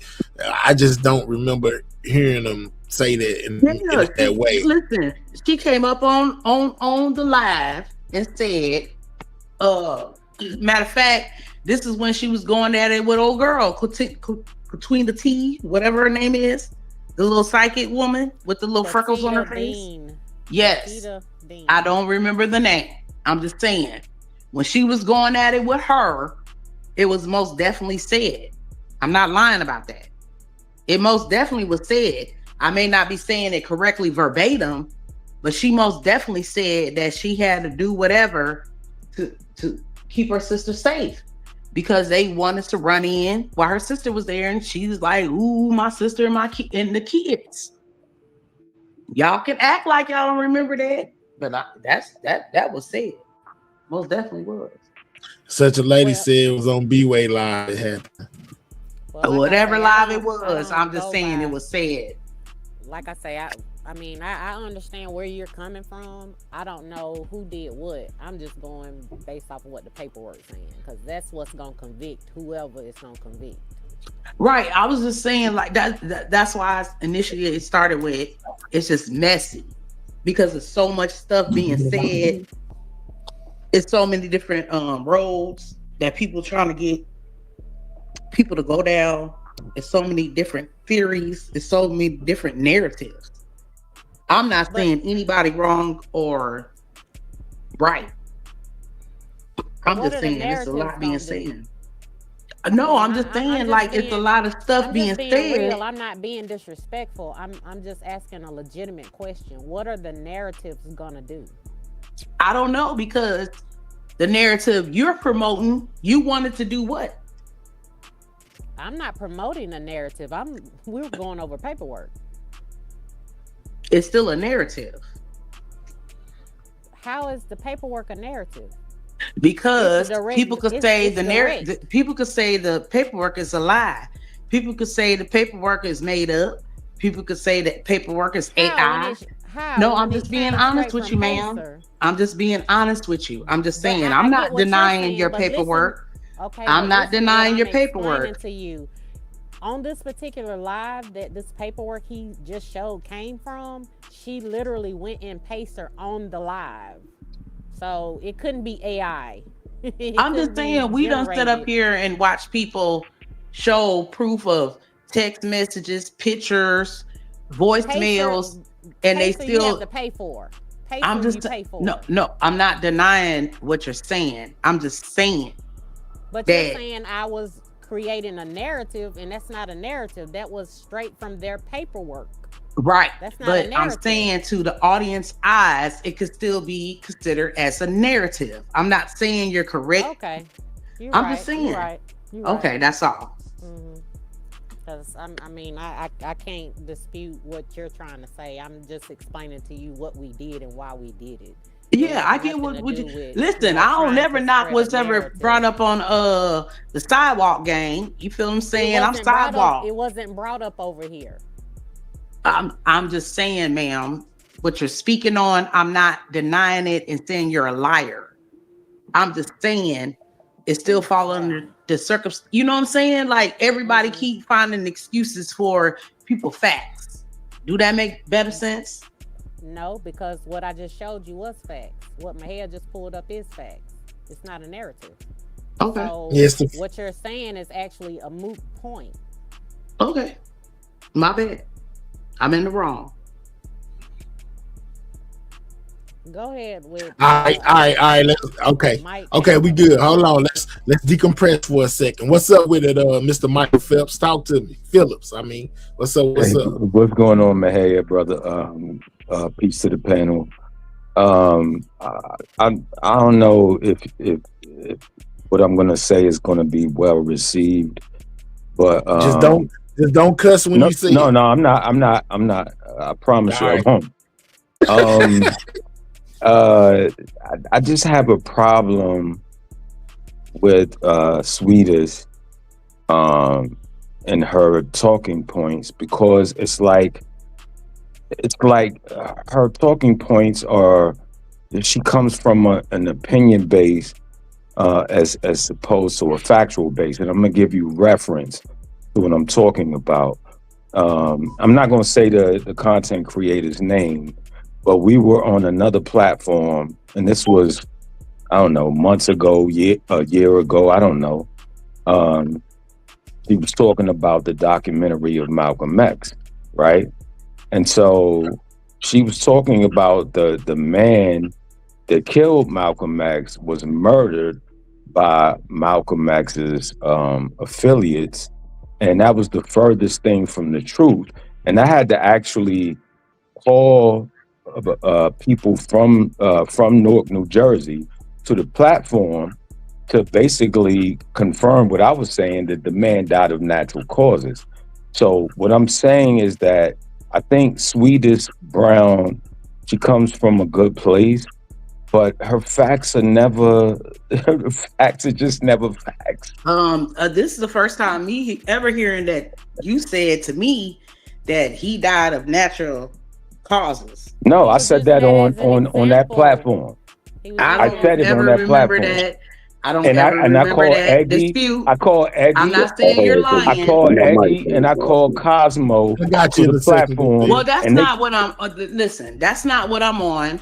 I'm honestly trying to blend in with the conversation. But if I'm off track, I can accept that and take but what I'm saying responsibility. is Don't do that. you speak on things. No, You speak the only on thing I things said as about if they're Martin Luther, facts the when only you thing I don't said know the about Malcolm facts. X was that it's a Netflix documentary that Mhm. said that New Jersey, Brunswick, whatever, No, Muslim it was Newark, New temple. Jersey. Okay. Newark. Okay. I'm just saying that they supposedly did the thing. No, they didn't. And if you watch the You said they documentary, didn't? if you watch the documentary, I'm that man asking you died a of question natural real causes. quick to get a Nobody understanding. killed You him. think Nobody murdered him. All right. We ain't that talking about Malcolm yeah. X right now. Let's leave that Right, where it's but said, y'all. my point, I Mahia, understand. is like you have to be clear about what you're saying when you say it. You I just am can't clear go off about what I'm emotions. saying when You I have to said know it, what the facts are. because when I spoke on that, I've spoke on the documentary I seen on Netflix about Malcolm X and the whole assassination of his life. Okay. We ain't talking about Malcolm X right now. Okay, Y'all no got it. problem. Hold on. Goudini, put us back on mode 3. What's up? Talk to me, man. Hey, can you hear me? I hear you. I bet. So I'm gonna bring it all the way back full circle because I like what Sweetest was saying. I like what Miss Sister Keeper was saying. So boom, here's the thing, man. Check this out. Now we know the investigation is done by way of whatever audio, whatever. Who's actually writing down the paperwork? The police department, correct? They issuing the paperwork, right? Absolutely. So what we just seen in real time the last 2 weeks, Sean G just cleared something up and changed my whole perspective because he just proved that the statement can be misconstrued. He said, I said this, I said that, but I ain't say it like that. Okay, boom. Now, what got me thinking is, we just bust out with Jared Johnson paperwork. CB, the G, and goddamn Jive Ben saying, man, hold on, man. You know, she explained it way better than I could exactly what type of hold he had, but he had a hold on him. You feel me? So my thing is, what happened to the hold? And now they done release more paperwork after the hold, but they only giving us what they want us to see, which ultimately got me feeling like we already know how media work, but they using us as pawns to create the narrative, like Sweet is saying, but using real paperwork. Like my sister is saying, the paperwork being issued, so they giving us what they want us to put out. And the crazy thing about that is, and I'm about to land real quick, I'm about to land it. The crazy thing about that is, after they put out the paperwork, after we create the narrative, the truth still remains admissible if it gets if the paper. All right, put it like this. The jurors not gonna know none of this stuff. So everything that we say on the internet is hearsay. Correct. So when you take real truth and put it on the internet, you discredit it and you make it hearsay again. Unless you can have the person who created the truth come and testify and attest to their truth. That's how court works. Let's go. That's exactly and my brother, thank you, brother. Thank and my you. brother, to your point, the truth gets judged by 12. So right. So my point being that even if the truth that's judged by those 12 people, even if those 12 people are wrong, at the end of the day, legally, it's the truth. Exactly. So that's what I was saying. Like, I feel like the whole thing is messy. Because even with the truth, the lies, it's a narrative. It's certain narratives being planted. And it's like, which narrative are you going to follow? Are you going to follow the truth narrative or what we assume narrative? You know what I'm saying? And with that, we got the jurors, right? The jurors ain't been picked yet. By the time the jurors get picked, I feel like the real prosecutor gonna be like, hey, can we take this outside of Dallas? Because I feel like it's too much stuff that's been said and done within these walls that's gonna give Mo 3 justification of his unalive. Do that make sense to y'all? Sweetest. Mahia covered the Diddy I trial. asked the question. Can you answer the question? That's the proof. Yes. Correct, yes. Okay, that's what I was speaking on. If I sounded twisted, I apologize. But that's We what I seen was the Young talking Dolph about. trial. That's the proof. Yes. Right. Yes, Any absolutely. high profile case is going to be like that. But people are gonna, and it's gonna be spoke on multiple platforms, you know. Right. But as far as the Mo3 sector, anybody else speaking on the Mo3 situation, I don't think it's gonna change the direction of what goes on in that courthouse. They proof is already they proof. They got, you know what I'm saying, written down. They got the facts that we don't got. They got videos that we don't got. You know, I think that they take a lot of what we do on social media as pure speculation. You know what I'm saying? Until it gets in that courtroom, none of this stuff that we talking about matters. You know, that's I could be wrong. So Mahia, let me ask you a question. Me not being from Texas, is this normal for like a murder case to take this long to go to trial? No. Okay. So what do you think is the reason? A live case, but don't say that. My bad. YouTube got trigger words. Yeah, I got you. I feel like, you know, it don't usually take this long, but at the same time, I think with it taking this long, you know, they get to go through it with a fine tip comb.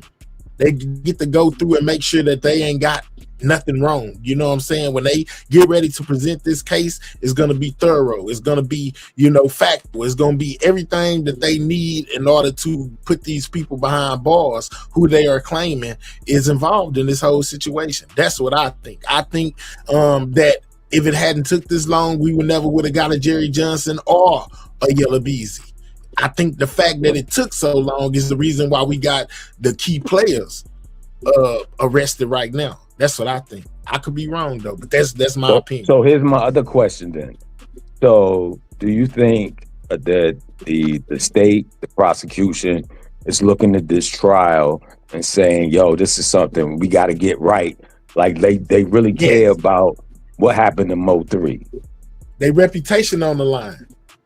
Okay. They reputation on the line, you know, and everybody's watching, you know, as far as the Texas standpoint anyway. Everybody's watching to see what it is that they do. You know what I'm saying? The reputation of the Dallas Police Department in the court system is also on trial with this trial, you know, and they don't want to get it wrong. That's how I feel. I agree. Okay, I respect that. Listen, I'm gonna drop down. I just wanted to say those few words. No disrespect to Sweetest Brown, but I think like sometimes you just gotta fall back and like if you're saying a thing, make sure you know what that thing is. You heard? Understood. You know, I could take constructive criticism, so I ain't offended. Thank you. Listen, but PCR, I'm gonna drop down and I'm gonna continue to listen. Okay. All right, thank you. Miss, that's probably gonna knock out your audio. You're gonna have to come back. It's gonna knock out. She ain't gonna be able to hear nothing. All right, so they say now sometimes they take sometimes they take this long. My homegirl's brother offed his ex-wife in front of a bunch of people and stayed out on bond for about 3 years. Actually, he wouldn't take a plea deal. Okay, I bet. So she's saying it's not a strange thing. Sometimes things like this take that long, but I most definitely think they trying to be thorough, in my opinion. You know what I'm saying? That's just my opinion. Iggy, is this you? I think some of it comes. That dude, Michael still up there? He dropped. He left. Yeah, he dropped. Hey, I think some of it too comes because they have more than one case that's intertwined with this. If you think about it, it's got more than one case. Look what they was investigating, and then that happened, and it was high profile. So I think it's more than one case that's intertwined into this whole ordeal. And it very well could be. T-Topic says because of this sector, they're trying to get laws in place so court documentation isn't released to the public. Case hasn't been resolved. It's public record. Yeah. They're gonna have a hard time doing it, T-Top. They're gonna be able to do that. It's public record. They have to give public access to it. We pay them. I dig it. I dig it. Then they must have had money because they give $1 million bonds for unalivings. Yeah, man. But you know, the trial ran and started in November this year.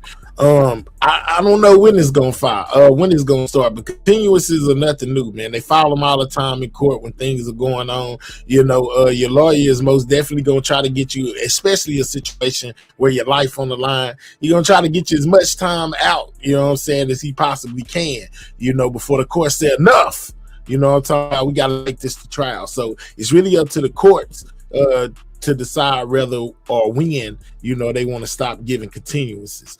Seeing says not the 403 sector getting laws changed. I don't believe that. Look at 1090 Jake. Statements was not supposed to be released. No witnesses, addresses, and numbers. Let's be real. But that's considered a mistake. You know what I'm saying? Mistakes happen all the time. Should it have happened? No. Did it happen? Yes. You know, that's just something the court's gonna have to chop up as a mistake on their end. You know, when it comes to that situation about the witness list and their statements being released. I don't think they should give public access to witnesses because that is dangerous. Okay, our judges don't mind putting people with unaliving charges on bond. They do it all the time in Texas. Texas is very leak information on purpose. Hey, IGT, good morning. Well, good afternoon. And it could be. But according to T Topic, she says that this wasn't a quote unquote on purpose type situation with the witness list. It was most definitely accidental. You know, hold on. But accidental of it being leaked. Yes, let me speak on the that. paperwork is real. Go ahead. Now who you said that, Mahia? Miss T Topic. Yes. Now, boom. Now listen, that's what I was saying.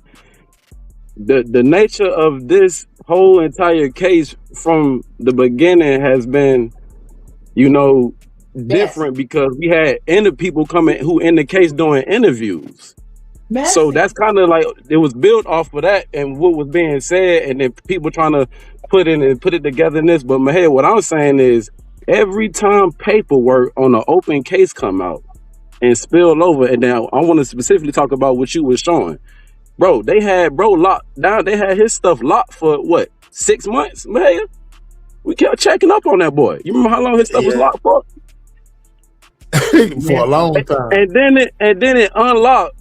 And now you just went over, you know, we seen what we seen, we heard what we heard. And you telling me come on, man. Why? It's like the whole thing is, I mean, I understand is the language of the law and they both doing strategic little things, the defense and the offense and all that. But I agree with Sweet. It's messy, and what it creates is a bunch of narratives, and then it creates other people. Hey, I'm gonna ask you this, and I'm gonna shut up. How do you feel about the amount of interviews that have been done? Are you telling me that you don't think none of that matters? And that don't mess up the trial? Like, your honest opinion, bro. You saying the interviews with Keyone? No, yeah. Let me say most specific. The interviews with people who are involved in the case. But not everybody, because some people we don't even know you. You're not in the case. That's hearsay. But I'm talking about the people who are involved in the case doing interviews before trial. Well, I mean, okay, all right. Especially Keyone. Okay, I think it's all in what you say, because I always remember what you say can and will be used against you in the court of law. So it's all in accordance to what these people are saying when they're going and doing these interviews. You know what I'm saying? And then, but on top of that, a lot of maybe like Keyone stuff that he says can and will be used against him. He is a suspect in this situation. You hear what I'm saying? Right. Some of the other people are just potential witnesses. You know what I'm saying? As long they, to me, what they say, you know, they not obligated to tell us anything. As long as when they get in that courtroom, their story match up to what they told the police as far as their statements they gave, then I don't think they just too much care about, you know, what it is that what the witnesses are saying about Keyone. He on a different level though. You know what I'm saying? Keywone's is different because he's a suspect. I know that's how I feel. What's up, I know Jay? a little bit off the topic, but I wanted to say something with the 16 terabytes that was found, right? Since they found all this stuff, right? And this, got what y'all got clear, wooty woo. When are we gonna get a clear picture of the dude running with the, you know what I'm saying, down the highway? Yeah, real talk. Dig, but like, I say this too though, Q. We don't know exactly what it is that they have connecting Key-One to being the person that was running down the highway. You see what I'm saying? I keep saying, and I want y'all, when this trial starts, I want y'all to remember what I'm telling y'all right now. You know, they may have anything like what I was just telling y'all a while ago about the tattoos on his face. Then want to photograph him and saying that it could be something that identifies him as the person, you know, that was involved running down the highway. If you want to put it there, you know what I'm saying? Like, it's a lot that they have that we don't have. We only, like y'all said before, they're only giving us what they want us to have. The same way as I heard somebody the other day saying that Mo3 got popped in the head. I heard the family say Cole got. I heard Cole got. I heard Big B say that. Right, Big B was specific on where he got popped at, but the family, you know, Cole Gotti, Ashley, they all say that Mo3 had no head injuries. You know, it was only body shots and from the front and in the back. And I think maybe possibly in the hand or something like that. I heard somewhere else. But I heard them saying something about the head, you know, a head pop. They specifically said it was nothing wrong with Mo3 head. So I don't know if that's a part of the type of stuff that the police keep away from us to see who's going to come out and say it, you know, because they always investigating up until the trial. So, you know, they always investigate. That's the same thing with what you and that with Q with the weapon. We don't know the caliber of the weapon that Mo3 was hit with. You know what I'm saying? Right. Whether it was a 45 or an AK-47, we don't know because they didn't tell us. All they told us is that he got hit up. You know, I think that that's part of Goudini. What you talking about? People talking and doing interviews and saying this and that. All of that stuff could be brought back up for the simple fact of, like, if I get up here and tell y'all Mo3 was hit with a 45, people are gonna want to know how I know that. How you know that? How do you know he was hit with a 40? We never told y'all that.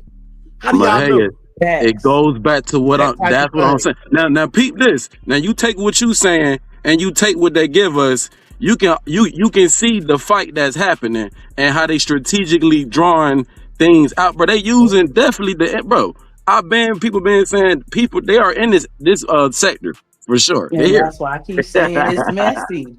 That's why I keep saying right it's here. messy. Could be right next to you right now. You never know. Hello right to the panel. I feel you. Hold on, madam. Hold on. Seeing came before you. Okay, what's up, Seeing? Talk to me. Hey, madam, I got two things. Number one, with the witness. I can't stand Sin City. She get on my nerves. I'm being good today. Like she do me. She get on my nerves. But go ahead, Sin. The witness statement, right? Remember, Sean G just came out and said that's not what he told them people. So that's what I'm saying in the chat. That like too. They could have put that out there. Like, them people watching, they know what's going on. They know let Book tell it, everybody know him. Yeah, we know who he works for, right? So they probably know who that is trying to get that information. Like, oh, okay, well, it's perfect. We know this the Mo3 sector trying to get it. We gonna put this out here. I remember they was Googling the people addresses on the statements, and a lot of them addresses came up as like empty fields. So that's why a lot of people was even questioning whether them witness statements was true or not. Also, Rain, they had his name as Benjamin Rainwater, not even his real name. So I'm saying that could have been strategically done. You know what I'm saying? They could have. They probably wanted to put certain information out because they know we over here talking about it, and it's gonna get people to move certain kind of ways. So I definitely disagree with T Topic talking about you. I just feel like she threatening me, us, the way she come over here. Oh, because of the Mo3 sector, they gonna. Girl, go ahead. So what they've been doing it. And then the second thing, and I'm gonna hop down and let y'all go back. I'm about to change subjects, y'all. DJ Q, I caught a live this morning that you was on, and it made me so mad. And I didn't understand why you wasn't up there going harder. But I know sometimes we just gotta let people do what it is that they do. But Big B was over there by a punk last night, child. And Big B was over there lying his behind. Right, he lied so much it was pathetic. And I want to ask you, Sin, I wanted to ask you that specific question when it comes to Big B. How you feel about that? How you feel about Big B? I know Big B wanted to meet me a few times. I never met up with him though. It's like something every time I went to Dallas, something happened where I couldn't meet up with him. I know somebody else is like, since they're away from him, he had the investigation. You know, he got something to do with Mo3 Wu. And I'm like, wait, I thought that was his daddy. So Sean messed me up yesterday because Sean said, no, we call Big B Mo3 daddy as a joke. And I'm like, a joke? Well, what? But remember, so Player introduced a lot of these people to us too. So Player introduced him to us as the Godfather of Oak Cliff. When I talk to people in Dallas, they think that's funny. They're like, what? Who say that? That man just got a shop and it's a trap spot. That's all we know. Who giving him these big old titles? Just for Keywan to say that he was at the man's shop the night before. I'm asking Sean, I'm like, Sean, you ever seen Keywan over there? He like, no, never. But Keywan acting like all of a sudden now he frequenting over there.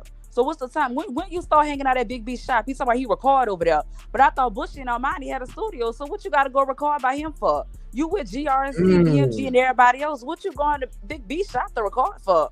But we do know Keywan. We got pictures of him in the trap house. We got pictures of Keywan with money. Keywan got statuses on Instagram where he basically saying he you know what I'm saying? He GRC selling and pushing doing his thing. You know what I'm right. I said he also said Bushy worked there. He said Bushy. You know it's crazy. Y'all remember in the beginning they kept saying they had a watch party over there by Bushy and they little thing over there, Bushy and Armani shop. I'm sitting up here thinking, I said, I wonder if everybody had the wrong shop this whole time. And I'm just wondering why ain't nobody spoke on the fact that Bushy, an old girl, his girlfriend, wife, whatever she is to him, they came on the scene and disappeared. Like once. Who is that talking? Swedish Brown? Yep. Yeah, sweet. Sweetest, come on me. I'm about to hop off the panel. Come jump in the chat. Come on. See how y'all do me? Why are you telling me to jump in the chat?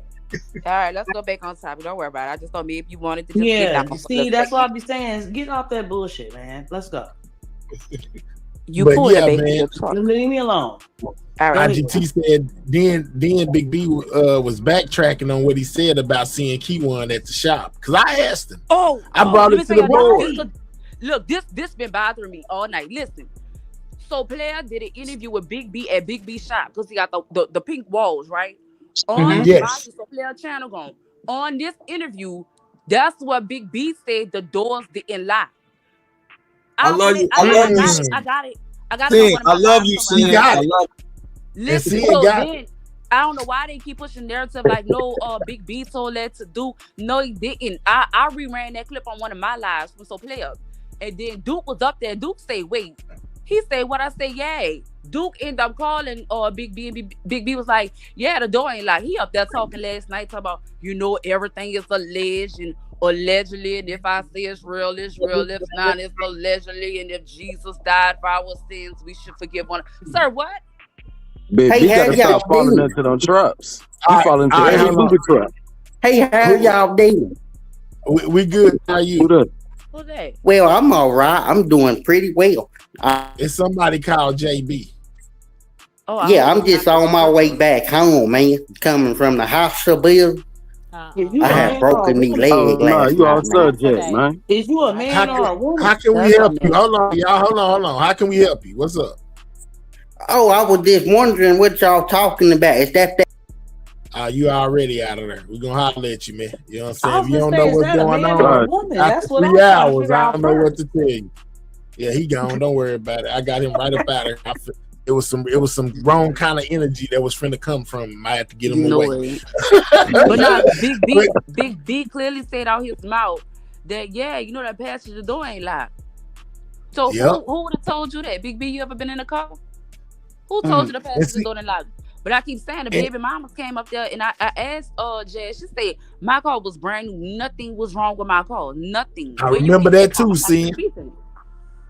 I remember you doing that too when you had them all on your platform. So I don't know. They've been talking over the internet, sending signals. Cause Mahaya, check this out. Keywan talking about dog made me sick, and now we know why dog had Keywan sick. We just read the paperwork, nigga. That was crazy. He said, "Man, dog, I can't believe you did me like this, dog. I can't believe you would do me like this." He talking about Jerry. But look, now he come back. and he don't feel like that no more. He say, nah, man. I wasn't talking Yeah. about him. Maya, you played a live at the beginning of this live where Keywan said, I was with my girl and my son. Keywan, you don't even have a son. You boy only be have a lying. daughter. Like so you was with your girl that night? Or you was at Big B shop? What did he say? He went to the club, then he went home with his girl. What you with the Big B club at Big B? BB&B? Where he was at? Was you with Ducky? Was Ducky with you? That's No, what I'm Ducky saying. But was in wait, jail. y'all, wait. Don't Ducky was in sleep jail. That was on the code don't word for sleep on transmission. Big B last night also saying that Keywan had friends that recorded at his shop, and he said that they had somebody that died and he shouted them out. Rest in peace to whomever it was. Yeah, off a perk. What? I remember that. I speak to I Sin. remember that. But I heard Yeah, look, somebody real else. quick, y'all. I heard some. Y'all remember? But some. Y'all remember in the Go ahead. beginning? Go ahead. Y'all remember in the beginning they was sending them notes to Ashley booking her apartment, and they was saying Trap Boy Freddie did it, right? Remember? Johnson said Mo3 had a dream that Trap died. They painted the whole city red, right? So they was saying that Trap Boy Freddie did it. How crazy is that? That allegedly they was saying that Big B shop is one of Trap houses. I heard that too. Maybe talking about that same live where they were saying that Trap. Let's just say Trap got product that moves out of there. Yeah, that's what I was going to say, man. Yep, that's what I heard. Yeah. According to what you just read on in that paperwork, yeah, they got a lot of that. Hey, bro. Hey, that paperwork crazy, man, bro. I can't get over that paperwork, bro. Some phone calls. But we talking about you ever that seen had a this? tiger at the crib. You ever seen this right here, Sin? I've been here though. I saw when you first put it up. Yeah, I was like, man, it just really connected a lot, man. Haven't been down with these dudes for a long time, man. You know what I'm saying? Like for a long time. That's Jerry said. It's Jerry said. Jerry is the dark dude with the gap. Said is the dude right here in the middle with the bullseye on him, and Devin is over there to the left with the dreads on his head. He been with these dudes for a long time. You ain't know that? Everybody grew up together. Mo3 was the eyeball out. Y'all remember when Devin Brown posted on Facebook Mo3 was his favorite rapper? Yep. I said, now what that meant? Oh, that's wow. Crazy, They're trolling each other. That was off the chain. They're trolling each other. But the thing is, these niggas were playing Hunger Games in real life. Right. I was gonna say they got dirty with it. Like, no, I felt like they for knew they was real. gonna do. I felt like they knew they was gonna do something to 3, so he put that up there. So if anything happened, well, y'all see, I see he was my favorite rapper. Yeah, Put it on my Facebook. That's You said you wanted to say crazy, y'all. something. Yeah, I wanted to say something to Sin. Reason why I didn't That's say wild, nothing. man. Hold on, please. My bad. Reason why I didn't say nothing because I knew Miss Benz can get more out of Big B than I could. You see how he came back at me when I said something. So I said, I'm gonna just fall back. Because a nigga talk to a person would talk to a guy would talk to a woman and give them everything that they won't give to a man. You know what I'm saying? Yeah. So that's why I let him down here pillow talk to Miss Benz. Yeah. I got you. Yeah. So, he tried to come to me like, dog, big dog, I don't know what you talking about. Woo, woo. And I'm like, okay, I see where it's going. Yeah, he was And I very wanted to defensive. I want to tell y'all one more thing. I heard Big B also say, and I've been saying this, I don't know if you said it, but I know a lot of us feel like this. And according to the paperwork, with the witness statement or whatever, and seeing if you got it, I know you read this part. There was somebody else on the highway. The dude that chased Mo3 to wherever he chasing to behind that truck, it was somebody else back there. Big B said he firmly believed it was other people on the highway. Rainwater believes it was other people on the highway. And according to that paperwork, it was a 6'2", 280 pound person in a gray hoodie that was on that highway. And as far as the guns having, I mean, it just being one caliber of bullets, Mahel, Miss TCC, we saw over there in the quarters that when they got indicted, GRC members had, well, we don't know if it was 3D printed or what, but they had guns with those guns. You couldn't tell what the brand was. There was no serial number. There was no none of that on some of their switches and guns. Yep. Wow. And it was harboring all the guns without serial numbers in Waxahachie, Texas. Oh my. Facts. Then when they found a lot of the Hang on. drugs, That when ain't they my found hair. a lot of the drugs, Let's they go. actually found a lot You of hear me? ammunition in there too. Thank Dang, you, man. Abubba. Y'all didn't know that? No. That was I learned that over there with Madam O. I sat on her panel and she went down through the GRC paperwork, and yeah, man, they was listing the amount of weapons that they had. A whole bunch of the serial numbers was scratched out on some of the weapons. One of the weapons was completely untraceable. Was she talking about the ghost gun? And they were keeping most of the guns that didn't have serial numbers and things of that nature were being kept in Waxahachie. Y'all remember Keywan got stopped? He had a whole bunch of stuff, but one thing he had a grenade. I think where the hell he was going with that? That's that GRC connection. They had a little bit of everything. Silencers, switches, you name it, they had it. They got it in the paperwork. Yeah, them hoes easy. So let me ask y'all this: do y'all believe that was really hand sanitizer? That was really hand sanitizer Beezy got caught with that went away. Do y'all believe that? Do y'all remember that? Yeah, I remember that. I don't believe that. No, I believe that was no. So did they let him go so he could work and get the case went away, or did they let him go because he got ties? I believe they gave him a pass because they was gonna pop him on what he on now. In the paper, fucking hand sanitizer. In that paperwork, it says that they have. I'm just saying they let him go. They have several. What you saying, Sissy? Trustworthy CIs. Oh, she's talking about the trustworthy CIs. Reliable and trustworthy with Dallas Police Narcotics. What's up, Josh? So you know that's not all that they were reporting on. They weren't just reporting on them drugs. They were reporting on everything that they seen.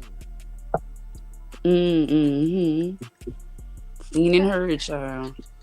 Look, I'm gonna drop down. I'm gonna leave y'all with this. This is how I feel about Big B. I feel like he knows too many specifics to not be involved directly or indirectly. That's how I feel. But I'm gonna drop down. Salute my head. Salute panel. Thank you for coming up, Sin. No problem. I don't think BB knew. I don't think BB got anything to do with it like that, man. What make you feel like that, Reed? Well, I mean, he gonna always be able to get some information from the streets, man. He's an OG around that hole. You know what I'm saying? So people gonna tell him stuff because they know he's solid. You know what I'm saying? And that doesn't necessarily mean that he had a hand in it or know anything about what was going on, in my opinion. It sounds like they might have had the pre-meeting at his shop. That last little meeting before they dispersed to their assignment. Because he was most definitely Keywan most definitely said on November 10th he was at Big B shop. He was there. He made sure he mentioned that. I played the interview at the beginning of the live. You know what I'm saying? He most definitely said that he was at Mo3 Daddy shop on the 10th. You know what I'm saying? He said that out of his own mouth. When I asked him again, he acted like he didn't remember saying it, but he most definitely said it. Whether it was a slip up, you know, something he said that he wasn't supposed to say, he most definitely said it. My thing that gives me with B is when I asked him, you know, he said, well, Keywan, I always come up here, man. You know, I don't just exactly remember. I just think that could be a big thing. Rather they left from there, you know, and went to Jossie's apartment after they left from up there at Big B shop, you know, and then with the elite thing that Sean G said, where he felt like the higher ups, you know, maybe gave the go on Mo3, you know, I wonder with Big B's status, you know, as far as in the hood of Dallas, if he could be a one of the higher ups, you know, not one of the. I think that was a little bit above his pay grade. I think that was above his pay grade. Yeah, I don't think he. But I did hear on Mothello's channel something about Dwayne McCarthy or something like that. I'm on mute. Oh no! Don't go on mute, Mr. Dallas man. Come on back up here. Hey, Reed, you a sucker, Reed. Yeah, come. Who is that? Tell us who that is, Reed. Hello, Mahel. Can you compel your guest to speak? Hold on, we ain't in court. That's what I'm saying about you Dallas folks, baby. Y'all be wanting to talk, and then once we get to figuring a little something out, y'all be wanting to go on mute. Keep talking. Plausible deniability. He Yeah. left. Oh, somebody left. Oh, It wasn't so it Reed, must though. be He's still something here. to this Mr. Dwayne man. Reed, tell us about Mr. Dwayne. Oh, you Because talking about everybody keeps Dwayne? telling us about You talking Trap about Dwayne the Godfather. Rock Johnson? Yeah, he No, been in a lot of sir. movies. He No, was sir. arrested. No, sir. See, they keep telling us about Trap Godfather, but then on Mothello's channel, Mothello mentioned Dwayne, who was also involved in that federal case with Trap God, Mr. John Wiley Price. All right, So so I Reed. think that boy got a good point down here. He said, or she said, y'all so close but so far, like dang near on the money. Look at the shop like the Boy Scout Club. Look at 3 like an outsider, you know, who basically got the spot hot. And which Big B said that himself. We spoke on Big B said that 3 had the spot hot. He said that himself. When whatever shooting took place and they fired into that shop, that's what made 3 not be able to come up there no more. So when cats front you a whole lot of issue and you're supposed to be working it out your spot, if somebody come along that thing and make things hot, somebody gonna put a shot out there. Right. But see, if he's slowing down the money, you know, if he's slowing down the money and making things hot, wouldn't that be a good reason to want to get rid of him? Not only that, but him and Sean was in the cliff confronting Cliff niggas like 3 was from the cliff. And we know that ain't how Oak Cliff business work. So it didn't matter which gang they was associated with. It's all Oak Cliff business, huh, Big Reed? Like, man, we gotta do something about this, man. I mean, not necessarily. When you put that, when money is involved, it ain't just Oak Cliff business. Because it ain't just niggas from Oak Cliff who invested. Oh, okay. Who else was invested, Big Reed? Let's go. Shit, I don't know, man. All I know is, you know, Oak Cliff is a hub for But sometimes Waxahachie. you need to shut the fuck up, nigga. But Waxahachie is what? Slow down. We on In the Lab Live, Swedish. My Yeah, bad. because- I didn't mean to cuss. My bad. Let's Okay, go, Reed, Josh. wait, what you just said? You said Oak Cliff is a hood, but Waxahachie is what? I say Oak Cliff is like a hub for Waxahachie.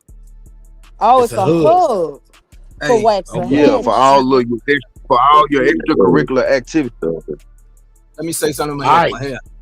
All right, Got let me much- read this to y'all. Let me read this and then you can tell me. All right, Josh says, it's funny you brought up Cedric Mahel. I was just talking to somebody about Cedric because we only focus on Jerry and Bodega, and there is a CB subpoena to testify. I don't know if that's him or not, though, but there is a CB that's being subpoenaed to testify in the Mo 3 case. All right, let's go. And from the federal paperwork, it looks like Cedric was the one who initially sold to the undercover DEA agent in February of 2020, who started the whole GRC investigation. Then he gave them the lawyer, Mr. Ray Jackson. Well, look, I'll say this to my head. Great What's up? show, guy. Big Reed. Sometimes y'all Dallas people need to know. Shut up. And this is what you doing right now. You telling a whole lot. But my head, I got to get to my live, man. It's a lot going on and things are coming out. And Madam O, What's up, Goon? I ain't going. No, that's Oh, DJ. my bad. That's DJ. Come My on, bad, I DJ. done been somebody else, but nah. Shout out to Goon. Goon on point. Miss T, sweetest, love you to death. Just fall back a little bit. Understood. All right, I DJ. love you too. DJ, All right, type I'm gonna in the check y'all in a chat so I minute, man. can Much get respect your to everybody channel. on this panel. So Type look, in the Already. chat, DJ.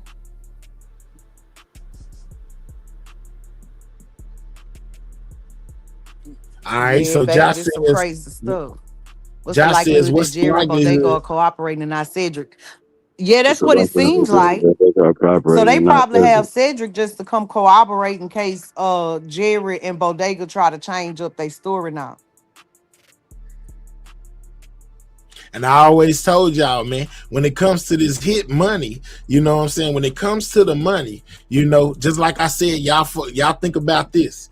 If you got 10 dope boys with $10,000 a piece, how much money you got?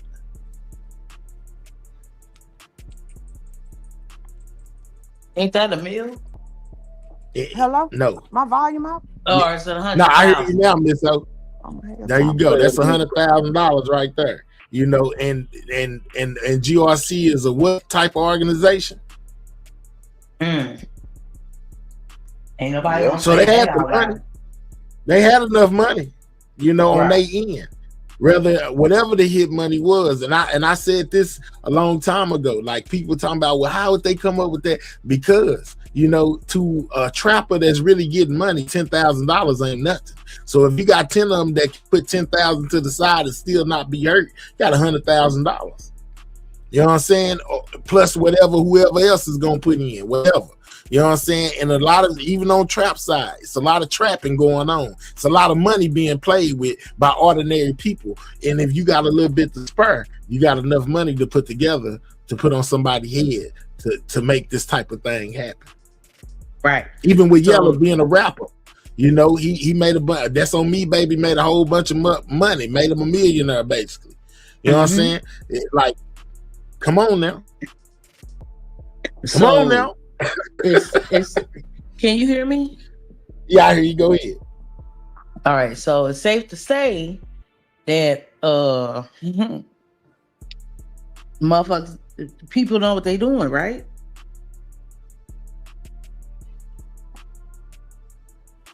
And I'm talking about let's go, Gordo. 3 bags better than 1. And when you think about the courts, it said that Yella Beezy was reported his 40,000 was a portion of the money. Meaning other people put in. Who those people are, we don't know. But we know they got one of the leaders of GRC who got potentially a whole bunch of money. That's jail. Right, but he ain't got a whole bunch of money. Yella Beezy. Who knows? Because look what Stop saying that. Stop saying that. When this took place, Yella Beezy was at the height of his career. That's on me, baby had dropped. He was getting a whole bunch of money. I'm not denying that. Sales, all that. And then let's not negate that he also was still in the street. I'm not denying none of that. I'm saying right now that let me put something on y'all. Still got shoebox money. This is not about right now. This is not about right now, sweetest. This is about in 2020 when the money was paid. Exactly. You talking about for the demise? Yeah, it's his money. Okay. Right. So come on, I'm not denying that. Then how did you jump from us talking about 2020 to how much money Yella Beezy got right now? It don't matter what he got right now, sweetest. It's about what he had back then. He gonna go broke fighting this for sure. Come on, no, I got you. My bad. Hold on, y'all. Come on, go. Let me put some on y'all mind real quick. Yo, check this out, right? The amount of co-defendants on this case and the amount of information that's unraveling and the continuances, they still got time to tell. That's how I'm looking at this shit for real. Everybody still got time to tell. But hey, who's the one person? And they still got time to take a deal. They still exactly. But check this out, Reed. Now there was some conflicting understanding about this needle in a haystack. At the bottom of page, can y'all hear me? Because my audio. Yeah, we hear you. At the bottom of page 5 in the beginning of page 6, there wasn't but 2 sentences, and it could be said that they were referring to a case, a preceding case that they put in that is applicable to Yellow's case. But my thing is, they don't put everything; they only put the wording in those proceedings that is applicable to the case. So in the wording, it said that all of the evidence, you know, it was a preponderance of evidence that they needed to review for the reason of being properly prepared for the defendant. And it said, or to engage meaningfully in the state's plea offer and to make fruitful negotiations or something like that. So, you know, they were saying, well, that don't mean that the state offered Yella a plea, but then I just don't understand why they would include that to be the last sentence used in that preceding case. Okay, which goes back to if the state wasn't offering Yella's lawyer a plea, why would they include that preceding case where that's what they're talking about? it Which don't make speaks, sense. which go back to what I was trying to say before. It's gonna be real quick. Can I The just reason I quietly said say, that everybody got a chance to tell, but like Yellow, I don't think is getting that chance. And who can Yellow tell on? Plus, if people tell, it won't be a trial. I feel like this gonna be a trial because a lot of people saying it's gonna be deals. I do agree, but it's gonna be a trial because Yellow got to fight this. He's the one person who really has to fight this. He's the one person who just came in later in on the case. It's a reason. When he came out, y'all realize stuff started moving again. So he is taking this to trial. But them defendants, it's gonna be you see what Keywan saying, I ain't gonna tell. But what we all been talking about is these folks been on the internet sending messages across interviews to each other. Did I cuss? No, sweetest. Oh, okay. No, but yeah, but they been sending messages, but I don't think Yellow gonna get a chance to tell nothing. I think they want him. I think he's gonna have to be the fall guy for this. Oh no, I put they the want time everybody. stamp in the back, Mahel. They want right. everybody, Goon Denny. You know, from my experience down here in D-Town, man, Yellow Beezy has a pretty square business lawyer. They came in on the tail end of this case, man. They are going through all that evidence, and I truly believe that Toby Shooks is going to tell his client that the best thing for you to do is take a deal. And Toby Shooks is going to be that dude that can go and get that man a deal, man. Square business. He gonna be the only one of the only few lawyers in D-Town that's gonna be able to get up there and get that man a deal. I do not think Yellow Beezy is going to trial. I think Yellow Beezy gonna take a plea to save his life, and he gonna tell on everybody else, and they're gonna sink the whole ship. Yeah, That's what I think too. I think believe that they that. offering him a deal to tell who those other portions were paid by. Reed, can I ask you? Before I only got one question, Reed. Before he tell on them, But he's can I He ask got y'all to a make question? sure that Wait a minute. Can I see if ask y'all a he quick? got a fighting chance? Can I right. ask y'all a question? If Jay is the head and he already told, what does that mean? That mean that Yellow Beezy's up the creek without a paddle. Let's go. That's what I'm saying. He don't get no chance to. But I'm just saying, I see though, what y'all Reed's saying keep- too, though. But Ain't that nobody money, speaking on that the money head. talk. That's Listen, gonna put his back to the wall and make him tell on everybody, man. I'm He ain't just got no saying he dumb already lawyer. done told though. The head of the snake done already told. Y'all Yeah, gotta but I think don't about think. that. Do you think that he's told on himself about other things that they are under No, he investigation? ain't gonna tell on himself. Not Hold on, yet. let me speak to Josh Exactly. comment, So it's please, gonna y'all. take Yeah, somebody else to tell. Go ahead, baby. Yeah, that's what I've Can been I trying address? to do. Yeah. Go So ahead. Josh, I see you saying that paperwork was not about a plea. Okay, it was about the preponderance of evidence.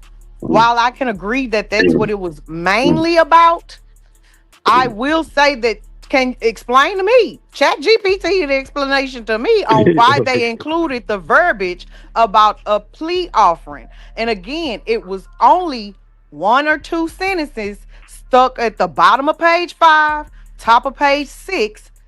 They would not have mentioned that jargon, that verbiage, had it not been applicable to this case. It was the last sentence in the paragraph, so they could have simply just left that out. They could. With Yellow being offered a plea deal. That's what you're talking about. Is that what this? Correct. So yes. So I think they hid that in there with just them two little sentences. Hey, China. No.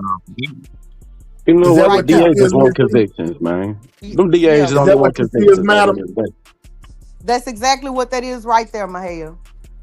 All right, so this is the possible plea situation they talking about over here with the needle and the haystack. Hold on. The yellow one to court. Who plea with? Who love is real 214. Welcome. How you doing? And then y'all have to think about the fact that these people had these people under investigation while these M's was happening. Not just threes, but multiple M's was occurring while they had these people under video and audio surveillance. So I would only conclude, and I could be wrong. Okay, this is just my brain, just my little brain. That they wouldn't want to advertise that they sat back and watched these M's happen. So it's some stuff that has to be left out, and that's why the state and Barnes and all of them are playing the games that they're playing, because they need to be able to get that same evidence through a different channel that can be presented in court. So they playing a lot of games to make people slip up so they can obtain that same evidence, because how they gonna admit that they sat back and allowed these M's to happen? That's facts. That's facts. Because I heard that numerous times do it over all the the years time. that you know what I'm saying, they was right there, watched the whole thing go down and didn't do nothing. I've been hearing that since They day do one. it all the time. They do it all the time. Right. And But that's they how are you know they are able to do that within the lines of the law. Right. That's why that's the powers of be. We can ask that question all day, but we already know the answer. Right. Yeah, they're not finna sit. So they're not finna be sitting up in a van watching people for 2-3 years and then blow their cover because Lil Ray done got popped on the corner. They're gonna let the authorities know what they saw, what they seen, send all the information to them, and they're gonna let them handle that. Because as long as they document it, they ain't doing nothing wrong. That was the whole Because thing they on building a the case. They building a case too. At the same time, that's how I see. That's how I always seen it. Like them not. For real. So right now, Yella is under pressure right now from federal authorities and state authorities. He's gonna tell. It ain't gonna be no trial for Beezy. The other cats might have a trial, but he finna tell on everybody. Nah, everybody. Believe that? What Please make you put some believe money that? on that. Shit, I put 500 on it, man. I feel like Beezy gonna take a plea, man. Man, that man ain't about to do that, man. I mean, if he's smart, he got a would. square business lawyer. You don't pay Toby Shook. He got a. You don't pay Toby Shook not to take his advice. I'm just saying. Any They nigga already tell got you that. the evidence to prove that he participated in that man's demise. So why wouldn't he take a plea?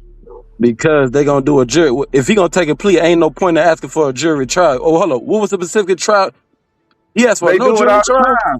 They do it all the time, bro. It's called bluffing. The defense can call bluffs just like the prosecutors can call bluff. They do it all the time. Once they realize that this bluff ain't gonna work, they actually got some square business shit. Some square business stuff, man. We gonna have to hold on, Yellow Beezy. Let's rethink this. Okay, let me ask y'all this. Everybody on the panel, if y'all want to answer in the chat. Has anyone ever been a defendant in an M or the registered victim in an M and went through the whole judicial proceedings? No. Thank God, no. Yeah, I've been down through there. I'm talking about and this was for a capital. Okay, so Reed, in any of your paperwork that was filed, any I didn't have any. It wasn't me. Oh, okay. But I was at the trial every day type stuff. Okay.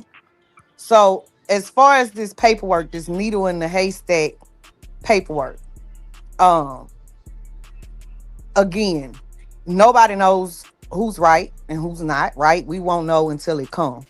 But I've never seen paperwork with preceding cases, precedented cases, where they include verbiage that does not apply to said case. Why would they? That's the whole point in quoting preceding cases, right? Cases that set precedent that apply to their case, right? But it's saying that they would materially impede defendants' counsel to have the ability to do that. So they saying they leaving it, but it's saying they leaving it on the table. But it's on the table, but that ain't saying that's what they gonna go with. But it's on the table. Right. But so you in know that what? paperwork, For it to be on the table, there would have to have been some kind of conversation about a plea. come on, Reed. So for those people to say that that they know the state already reviewed all the evidence and it's so much evidence and they want them to be specific so that the defendant can be better prepared, and then they said or they left that sentence wide open and added or.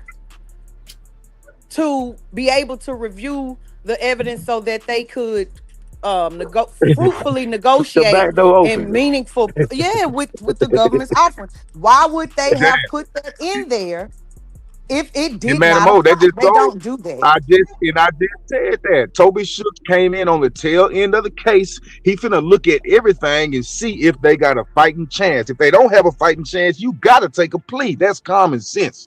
That's common sense. All right. So, Josh says that paperwork is covering all likely outcomes, not saying they offering him a deal. That's what Josh said. Josh, they don't put verbiage in there that don't apply. That was the last sentence. They would have cut that off right there. In there that hasn't been talked about. Come on. They would have cut it off right there. It was the last sentence. They would have cut it off. Let me get some room 901 up here. USCB, y'all both in the chat. One of y'all come up here. Now, I think that Room 901 does a beautiful job. It's just some things that I know for a fact as it pertains to y'all basically saying Yella Beezy ain't going home. He where he at. It ain't looking good. CB says it means whatever the government might offer at some point, council must be prepared to evaluate it. But they would have used a different case to set that precedent. In this particular case that the president was for, it actually had the words, they argued and they had oral arguments about this already. About the preponderance of evidence impeding on them being able to payment. Engage in fruitful negotiations. They literally said that they had been orally arguing it. It just don't, so let me ask y'all this. I'm sorry if I'm late on this, but so you telling me Beezy back locked up? He's been locked up. He's just on house arrest. Well, he on house arrest, right? He's not locked up, but listen, they got the payment, y'all. He gotta fight that payment. It don't matter about the history, it don't matter about this, it don't matter about that. He gotta fight that 40 stacks. That's it. That's all he got to fight. It's connected to the murder, but that's his biggest fight. He got to prove it was not participating into that man unbiased, and if he can't prove that, no, it's not. And he can't prove it. So what they're asking for in the needle in the haystack, y'all got this particular document is really close to me, y'all, because throughout that whole document they talk about the defendant's rights, the defendant's guaranteed rights under the Constitution.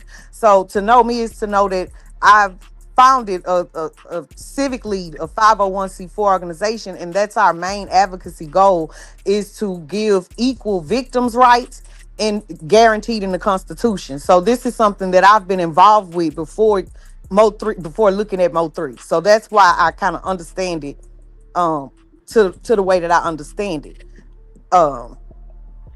With that being said, they're asking for the specific information so that they can present that to their client. This is what they have on you. Because I'm quite sure Yella, being who Yella is, he's, telling them I ain't taking no plea, man. They ain't got nothing on me. He ain't believing it. So that lawyer, Toby Shook, them, was gonna put it in his face and let him see. They telling the state, help me to help y'all, to help my client. Right. No, for real. The rest of them, they don't need them to plead anything because they have too much evidence. They have video and audio surveillance. They have people directly involved giving statements. And let's not forget, Mr. GRC Devin was already granted a bail reduction and house arrest. Now, why he ain't took it yet, I don't know. But as of March last year, that's what they offered to him. He ain't snitching. That's what it is. Well, we gotta think about the main person that been talking is Keywan, right? Ain't nobody else been really said nothing. Keywan ain't really said nothing too incriminating. According to the federal paperwork, it's a lot of GRC members whose cases they're sentencing and so forth. Every time Yelling them get a continuance, they do too. Well, I'm not disputing none of that. All I'm saying is none of them talking on social media. Like, oh no, we assuming what the rest of the members is doing and saying or participating but ain't nobody speaking. But So didn't the Keywan. state agree as well to have the continuance?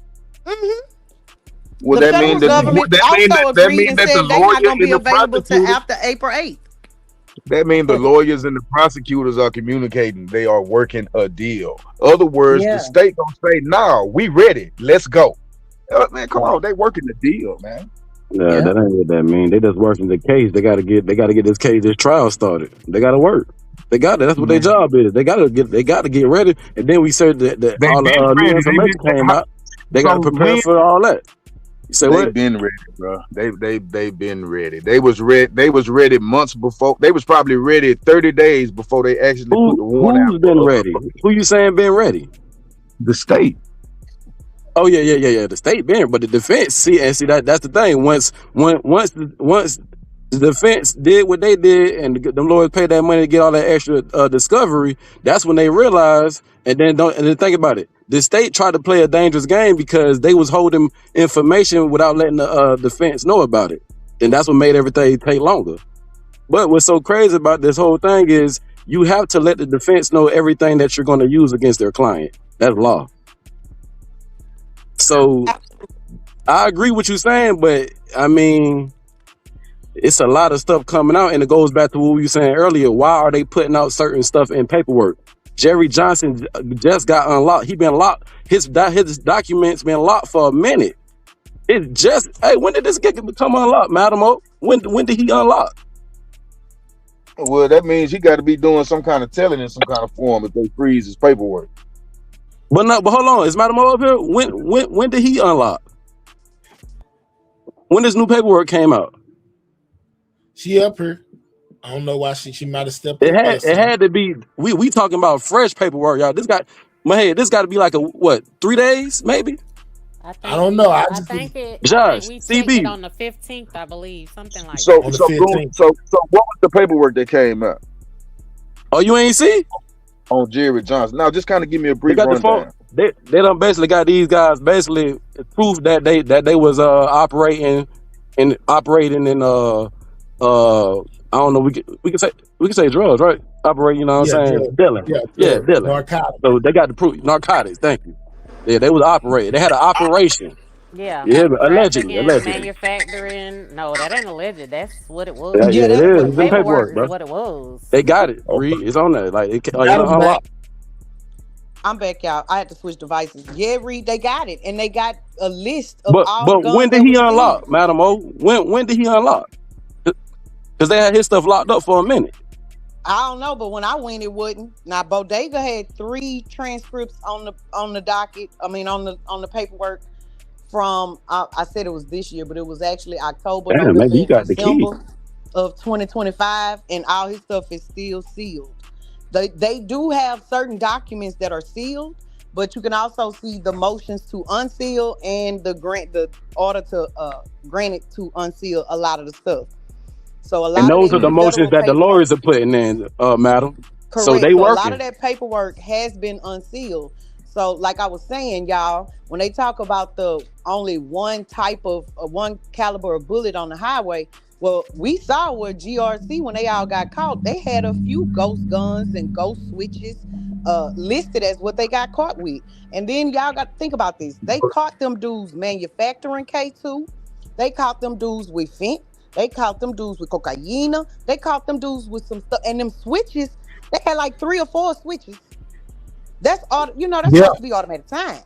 Okay? So and let me everybody's ask stuff you got this, madam. reduced to, well, Jerry and Sid got reduced to 1 count of conspiracy to possess a controlled dangerous substance. So madam, that's outside this. Okay. So does Jerry have any kind of capital M charges or any M charges? Jerry has an inactive capital murder for remuneration charge. Oh, I get it. So nothing new has came out on this case. What has came out is I think that sounds like it's federal. It's federal. Why he went federal? Yeah. Okay. So for me to get my understanding, I look at Lil Ray Jackson paperwork federal. I look at once you type in the case number for the GRC people, It shows everybody that was indicted under that case number, not just Jerry and Said. It literally shows everybody. And you can just click on run that query and it'll give you everybody's paperwork that's open anyway. Now, Hey, this thank is put I got time comment up there. That is a very I think she just Googled that. That is some good shit. if the defense keeps asking for the Stuff. latest Sorry. Come on, IGG. scenario tonight. Ancillary.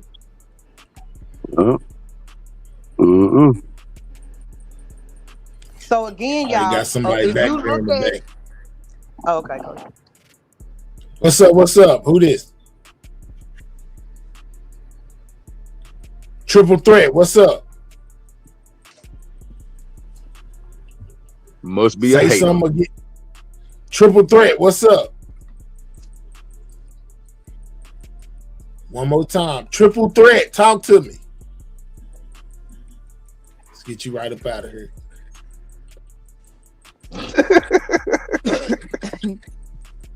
So yeah, y'all. So if you look at Ray paperwork and the GRC federal paperwork, and they give you dates, right? So according to Ray paperwork, DEA task force Barnes and his people had been investigating them since September of 2019. Okay, that's according to the paperwork. February of 2019. All right, Josh says y'all have to read the motions. They give the reason. February of 2019, GRC Cedric sold to an undercover agent, and that's when he took them to Ray. Okay, so if they have been investigating GRC since 2019, how many M's did they witness happen from both sides? Only Dallas people really know that, right? Okay, now follow me. If Dallas Police Department, the DEA, ATF, and other law enforcement officers actually witnessed all these crimes occur and sat by and idly did nothing, how many parents, how many next of kins, how many registered victims to those cases could hold them civilly liable? Everybody in this case has just cause to hide certain things, to keep certain things out. I don't think it's a coincidence that 20-something terabytes came up missing and only 16 came back. Okay? They're not going to admit that they sat by and watched people unalive people. But we know they did because according to the federal documents, they were under surveillance. I think this is why in the GRC federal indictment or complaint, let Barnes tell it, they didn't start wiretapping them and camera pole installing on them until 2021.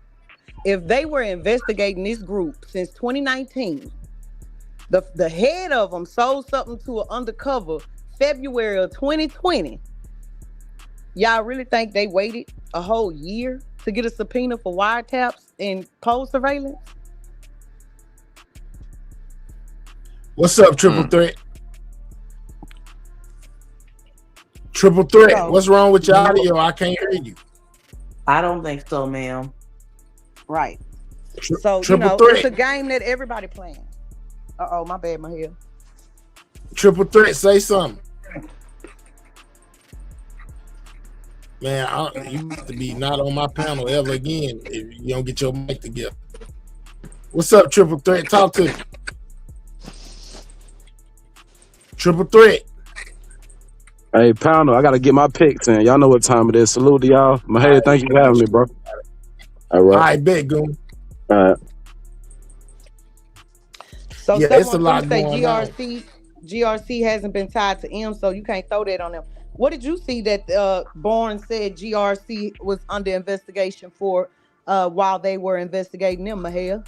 What did you see on the paperwork, Mahia? I don't remember. I ain't gonna lie to you. Tell me what I said. Do you remember seeing that they were being investigated for murders? Yeah, they were. They were being investigated for M's. That most definitely was on that paperwork. Said they were responsible for narcotics dealing and M's. It most definitely said that.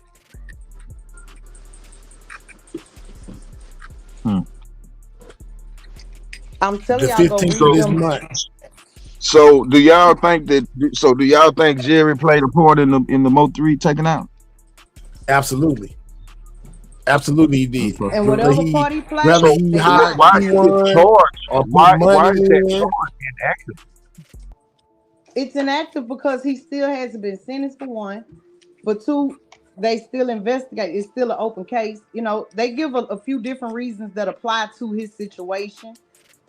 He's being held. One of the reasons for an inactive criminal case would be because he's being held somewhere else on something else.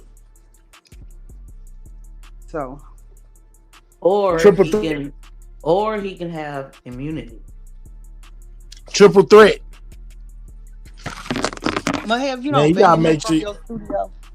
Why are you on mute, Triple Threat? Come off of mute. It look like they trying to talk, but they stuff ain't connected.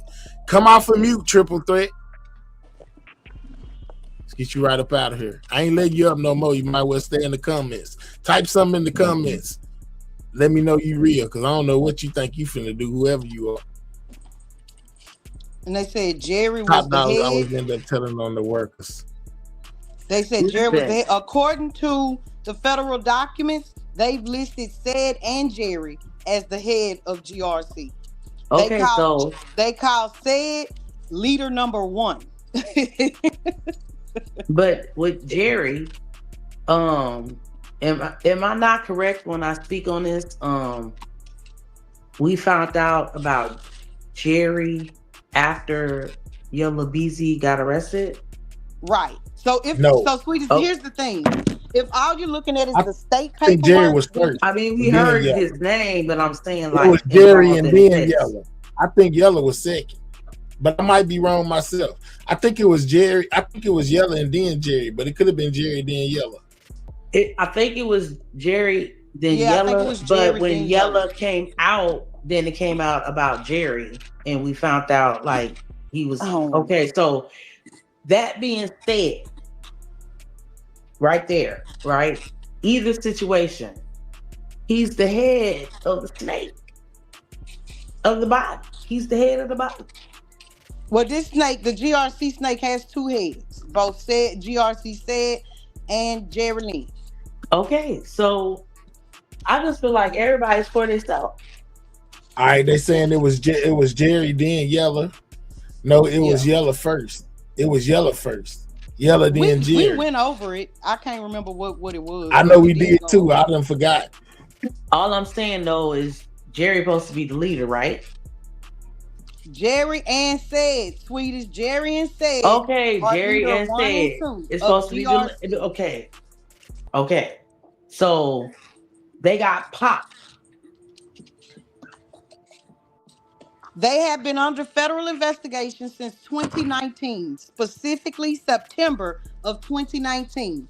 February of 2020, GRC Said sold drugs to an undercover DEA agent.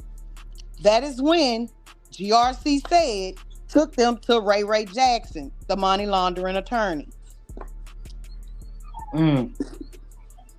So that's what I'm saying. Like, Bag Boy, who is the key piece?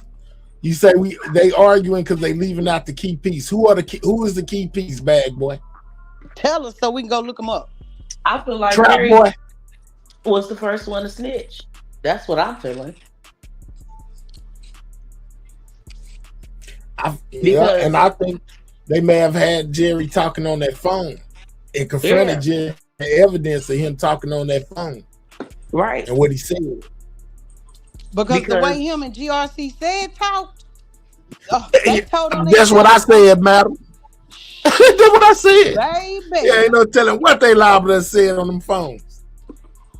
And Barnes did state in the criminal complaint that he only put what was important to that case. That's why I keep saying they got the head of the snake. You know what I'm saying? And they told him, "We know you the woo. We know. Boom, boom, boom, boom, Bag boom, Boy, boom. are you talking about Devin? Bag Boy, is that who you talking about? Think about the click y'all talking about. One of them got jammed and made a cryptic post soon after. Devin most definitely made a cryptic message where he told everybody gonna pay for the price they paid. You saying no, you ain't talking about him? Well, you got me lost. Tell us who you talking about. Here go the triple threat. Hey bro, my bad. Every time I'm backstage, StreamYard keeps trying to get me to stream to my audience, and then you can't hear me, bro. Okay. Just type what you finna tell me in the chat then. I don't know what to tell you. I don't know why it wants you to stream to your audience. Because it ain't do that to me. Sound like a bunch of baseball caps. Yeah, maybe he was said they said New York, New York. Who is New York?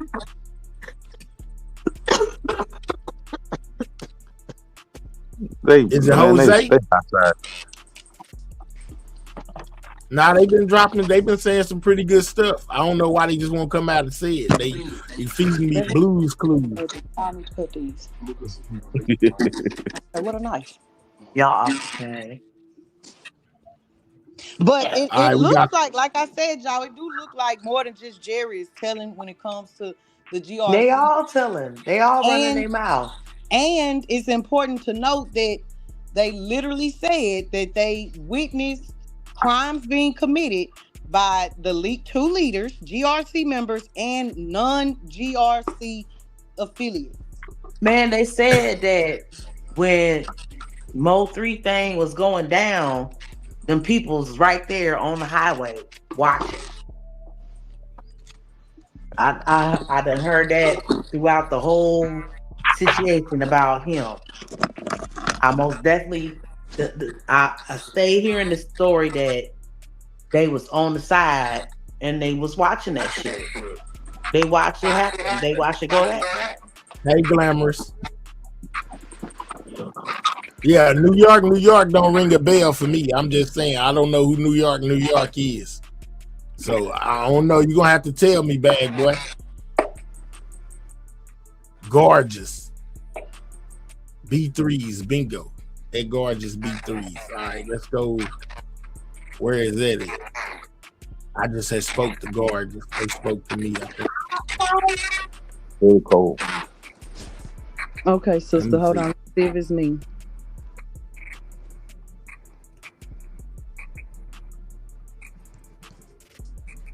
Why come I can't see Gorgeous? I just passed it.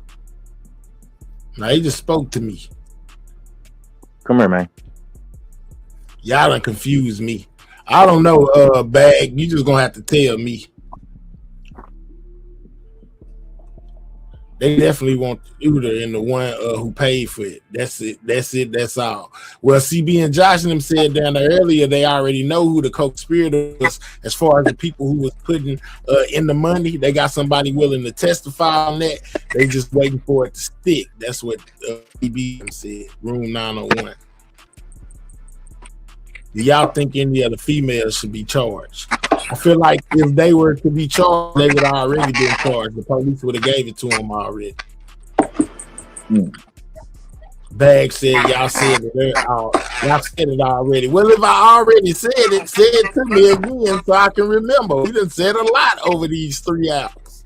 He trying to play hangman and stuff. Laleezy say, read my comment. Laleezy, this is the first comment. I say, okay. Well, after 3 met with Jay Prince and refused to squash the beef, did Jay Prince give them the green light? I don't think Jay Prince got nothing to do with this. Yeah, Jay Prince ain't got no say so in D-Town. That's all H-Town politics. They just tried to use Jay Prince as like a mediator.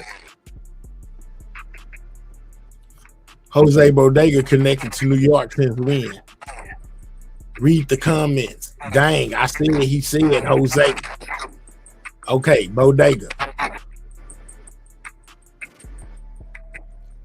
I believe that the police believe that there are other people involved and they want Yella to tell them who they are.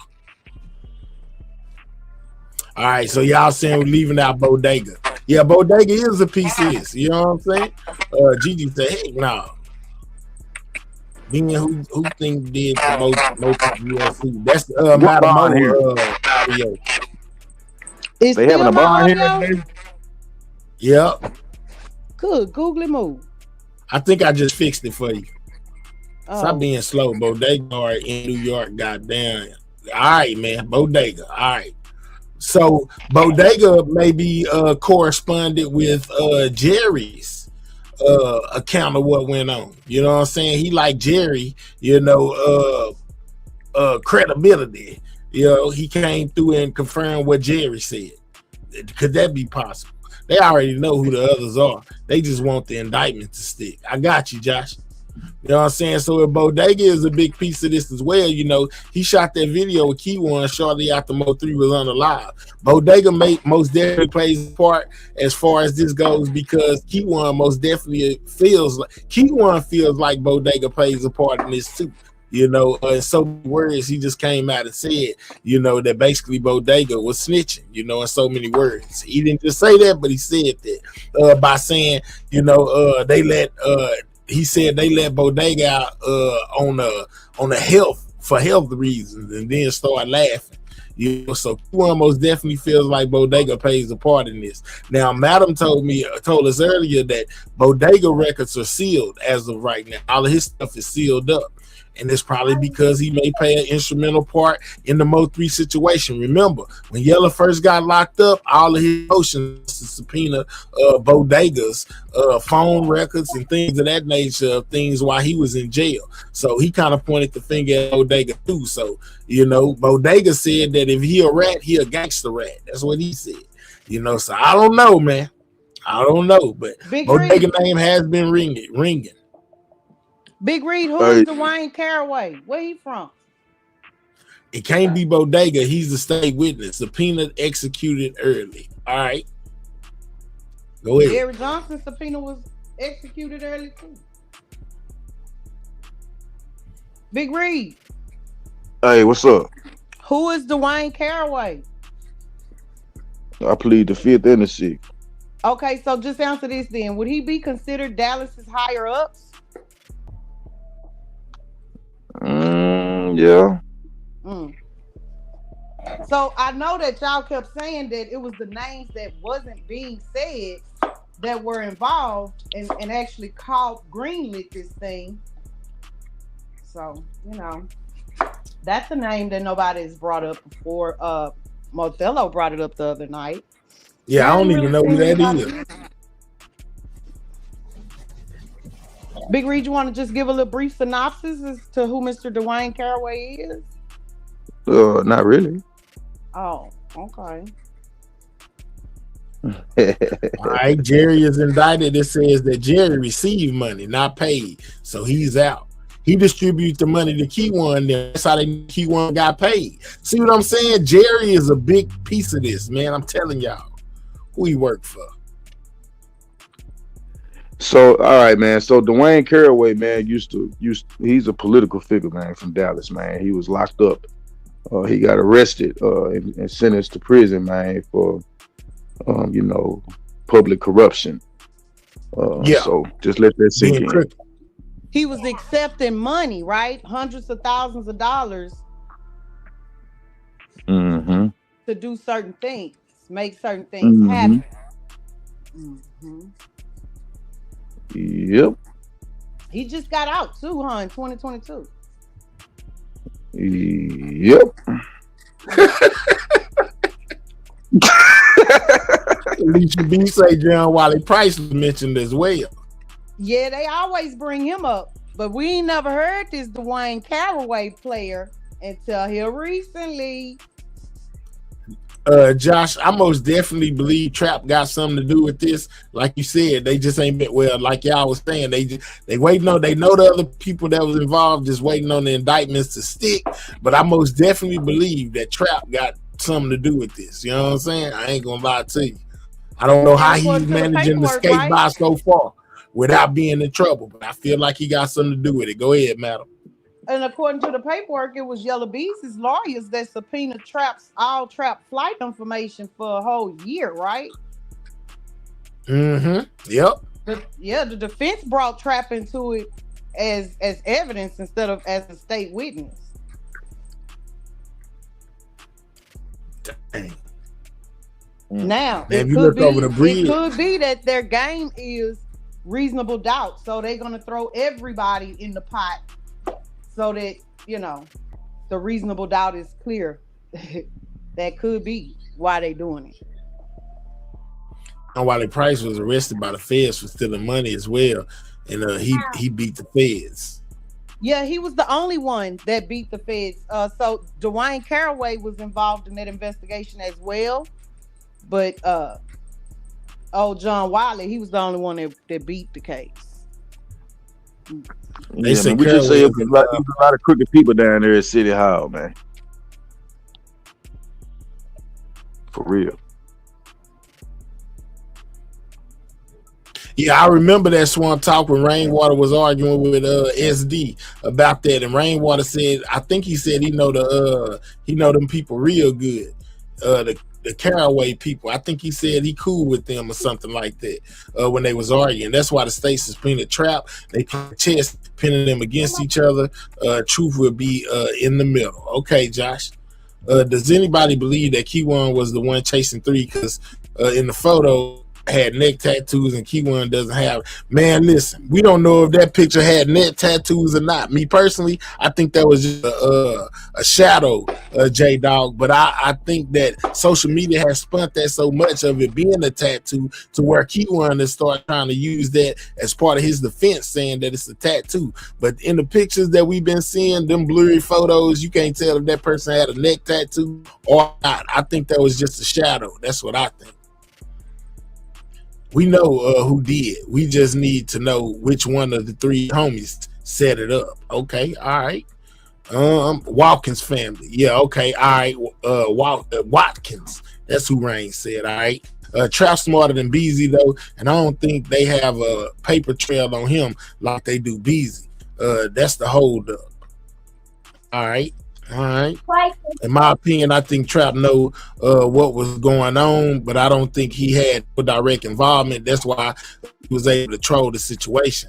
Now, if you go listen to Trap music, they got that song saying, I got money, him and Yellow Beezy, that money on your head. Trap most definitely said for an arm, he got like 15. For a leg, he got like 20. And for the whole situation, he got $50,000. That's what he said in that song. Trap was willing to put up 50 according to his song. You know what I'm saying? I'm just saying though. Bring his head, turn his axe, something really leg. You heard that song? Man, on that yes, sir. Yeah, Trap was most definitely talking about how much money he had to put in on the whole situation. I'm telling y'all, man, either Trap done told something or Yellow Beezy finna tell on Trap. It's somebody finna tell on somebody. And I think Trap done already told. To be honest. Yeah, because I just how long did Trap do? How long did Trap do when he got caught with that pistol in that mouth? Yeah, he did, yeah. Come on, man. On a 16-month sentence. Come on, man. You gotta make that make sense. For a weapons charge and you a felon? Come on, bro. A federal. Okay. Come on, man. You gotta make that make sense, man. I believe Trap is gonna be I'm telling y'all, Trap gonna be that witness. I think that boy done told. Yeah, if he didn't tell it to them at first, he definitely told on that boy on the internet from day one. Right. Or he done told him to the feds. Trap so street. Okay, well then he told on purpose. Because ain't nobody in those streets gonna do what Trap did and Yellow his homeboy if he didn't have nothing to do with it and Yellow did. Because he definitely pointed the finger at that man in all his songs and his lives. Yeah. But then it takes us back to what Roy Lee said. Yellow gonna find out that he ain't from the cliff when it get real. Man. Yeah, I can feel that. Man. I can most definitely feel that. They gonna all turn on. And I know that from life experience. That's for real. Real. Yeah, I remember the Siobhan Randall connection. Yep. But that ain't even enough to indict him on Capital M. Ma'am, I'm sorry to break it to you, but the street ninjas been throwing crosses since before we thought of it. Before we was I thought know, of baby. I know. In my former life, I lived out there in them. It's in me, you know. I just washed it off me. So absolutely no. And then I also know that once you reach a certain caliber of or a certain level, street niggas will absolutely give you somebody of an opposing side. They'll definitely turn them over. Okay. They said Trap got sealed indictments too. Trap has also sealed Devin indictments. and Keywan. So if you go to their federal indictments, both of them have what they called associating cases, and both of theirs are sealed. So they have unsealed federal paperwork, but then they also have sealed paperwork that has not been unsealed to date. That's dope. That's dope. We didn't give it 4 hours, guys. I guess I'm finna get ready to get up out of here. I appreciate y'all. Y'all want to say something to the audience? No, thank you. Other than my CC. Hey, CC. Coolin', if you need to be scissored, you gotta wait till tomorrow. I went to church today. I see you down there with an attitude. All right, Mahel. Right.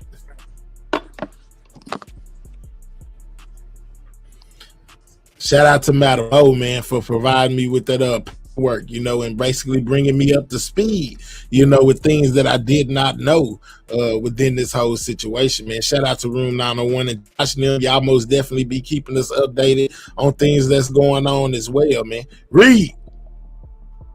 Already, Josh. Yo. Finna go. You got anything you want to say to people? Oh yeah, man. Y'all just stay out of trouble, man. Stay out the way. And I got a new cookie coming out, man. It's called a Honey Bun Delight. Y'all check me out on Instagram, man. Big Reed 5150. We got them Honey Bun Delights. Salute to y'all, man. Rest in peace to 3. Already, man. You know what I'm saying? Most definitely, man. The reason for the season. That's why we here. You know what I'm saying? Hey, this the Mo 3 sect. It ain't all about scratching and all of that. You know what I'm saying? I know one of the, like I said before, one of the things that brought me to this internet, you know, was basically this YouTube was trying to figure out what happened to Mo 3, man. You know what I'm saying? And most definitely we gotta sometimes take time to go back to that. I know a lot of the new content creators like to shun us when we talk about Mo 3 and say, man, what y'all gonna do? Well, that's what we started out doing, man. That's what, and until it's over, I'm pretty sure that's what we're gonna continue to do. Try to figure out what happened to 3 up until the trial to where we know exactly what happened to 3. You know what I'm saying? Mahel Coolin, yes, I've been saying I think this ties back to the baby girl because Keywan got the unalive boy tattoo on his face and some other relatives' info. And you don't remember, it's a song where Mo 3 actually speaks on Siobhan Randall's situation as well. And Keywan tied in there as well to that Siobhan Randall situation. Who do you think took 3's heat out of the whip? According to Big B, he said Keywan did it. Yeah, no, yeah, that's a bit of new information that we didn't know. Big B most definitely said that the streets are saying that Keywan was the one that took the out the vehicle, which makes a lot of sense when you run somebody down who is a known stepper on the highway, run up to his car busting, you know, because basically, you know, he ain't got no weapon. And how you know he ain't got no weapon? Because you got it in your possession. You know what I'm saying? I wonder who's the paid informant. Ain't no telling who is me. Ain't no telling, you know, but we're gonna soon find all of this out just as soon as they start this trial. When the federal paperwork says there were several used, the CIs, confidential informants, you know what I'm saying, that was used throughout this whole situation. One they call credible, you know what I'm saying, where you can take their word as law. One thing that I brought up over there with Madam was, you know, you don't know who this credible confidential informant is. It could have been one of the homeboys, it could have been a DRC member that overheard all of this going on, you know, and what day it happened and when Jerry was supposed to have talked to him where they overheard them talking about Keywan and a payment, this, that, and the third, you know, all that good stuff we be seeing in that paperwork, man. And then I always wondered, what was Jerry? How did Jerry get himself intertwined? Thank you. How did Jerry get himself intertwined in all of this? And then when I stumbled across this, which a lot of us has never seen before, it just kind of made it make more sense to me, guys. Jerry and Devin been knowing each other for a long time, man. For a long, long time, Josh. You hear me? You know what I'm saying? They basically came up together. So you got Mo3 out here wreaking havoc on GRC members and GRC affiliates, which is Yella Beezy. You know what I'm saying? And he causing all this turmoil. You know what I'm saying? Within on the outside, it's kind of crazy. But like I said, you know, and friendship breeds a lot. You know what I'm saying? And to get rid of that problem, you know what I'm saying? To get rid of that problem, you go to your homeboy, you know, or your homeboy come to me, man, y'all want this nigga gone? Man, we can get him gone. I got somebody that's willing to do it, but they want this much money. I'm gonna throw you some here for showing love. Let me get these bills out the way. Already, Josh, you already. I appreciate it, big dog. They been watching all these boys for years. GRC, CME, and HSM. Absolutely, Josh. But like I said, man, you got somebody that's giving all of y'all the blues. From GRC, like you said, to CME, to PNG, you know, giving all of y'all the blues. It's a bunch of trap dudes that's involved in all of this. From the CME to the GRC. A lot of trap dudes. Get a lot of dudes together with $10,000 to spare or more or less. You know what I'm saying? But you get a lot of them together. That's not real friendship, man. Well, I'm not saying that. I'm saying I don't know, Miss T. They may have felt like they was friendship. They was friends before this, you know, in they organization that they had going on, you know, with them pushing narcotics through the street of Dallas. You know what I'm saying? Coming from nothing to something. So let's say business associates or whatever. How about that instead of friends?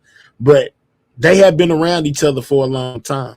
And you got people with the money, you know, in the means. Jerry being the head dude, you know, he got understudies, you know, that he can put to work. And all it takes is a little bit of money to make a move. Y'all come together, put the money up, find y'all somebody to take care of the business. And basically here we are. You know, because you got to think about it. Devin had to drop the whole time. Devin had to drop because of Jossie, his baby mama, and 3 was going over there, and he knew it. You know what I'm saying? And he knew it. So therefore, Devin knew where to find Mo3 at on any given day, you know, pretty much, you know, without Jossie help, just knowing that 3 be over there, you know, like we heard, he got the drop as far as 3 being there that day from his own little man, you know what I'm saying? So he didn't too much need Jossie to set up nothing, you know, as long as he knew when 3 was there, he had it. So you got Jerry with the money, you got Devin with the low, and you got Keyone, you know, basically willing to do the job. And you got all the ingredients for a Mo3K situation, man. Yeah, I just wanted to bring a couple of things to y'all attention that I've been seeing and hearing when it comes to this Mo3 situation, man. And yeah, man, I appreciate y'all pulling up, man. If you ain't hit that like button, make sure you hit that like button. Yeah, social media is people downfall. Absolutely, Miss T. Make sure y'all hit that like button if you haven't. And if you're new over here, subscribe to the channel, man. You know what I'm saying? We on the road to 16K, real close over here, man. Make sure you subscribe to my channel. You know what I'm saying? And don't be a hater all your life. And with that being said, man, y'all enjoy y'all Sunday. You know what I'm saying? Most definitely stay safe out there, man. And yeah, man, we'll continue to keep an eye on that. And with that being said, I'm gone, y'all.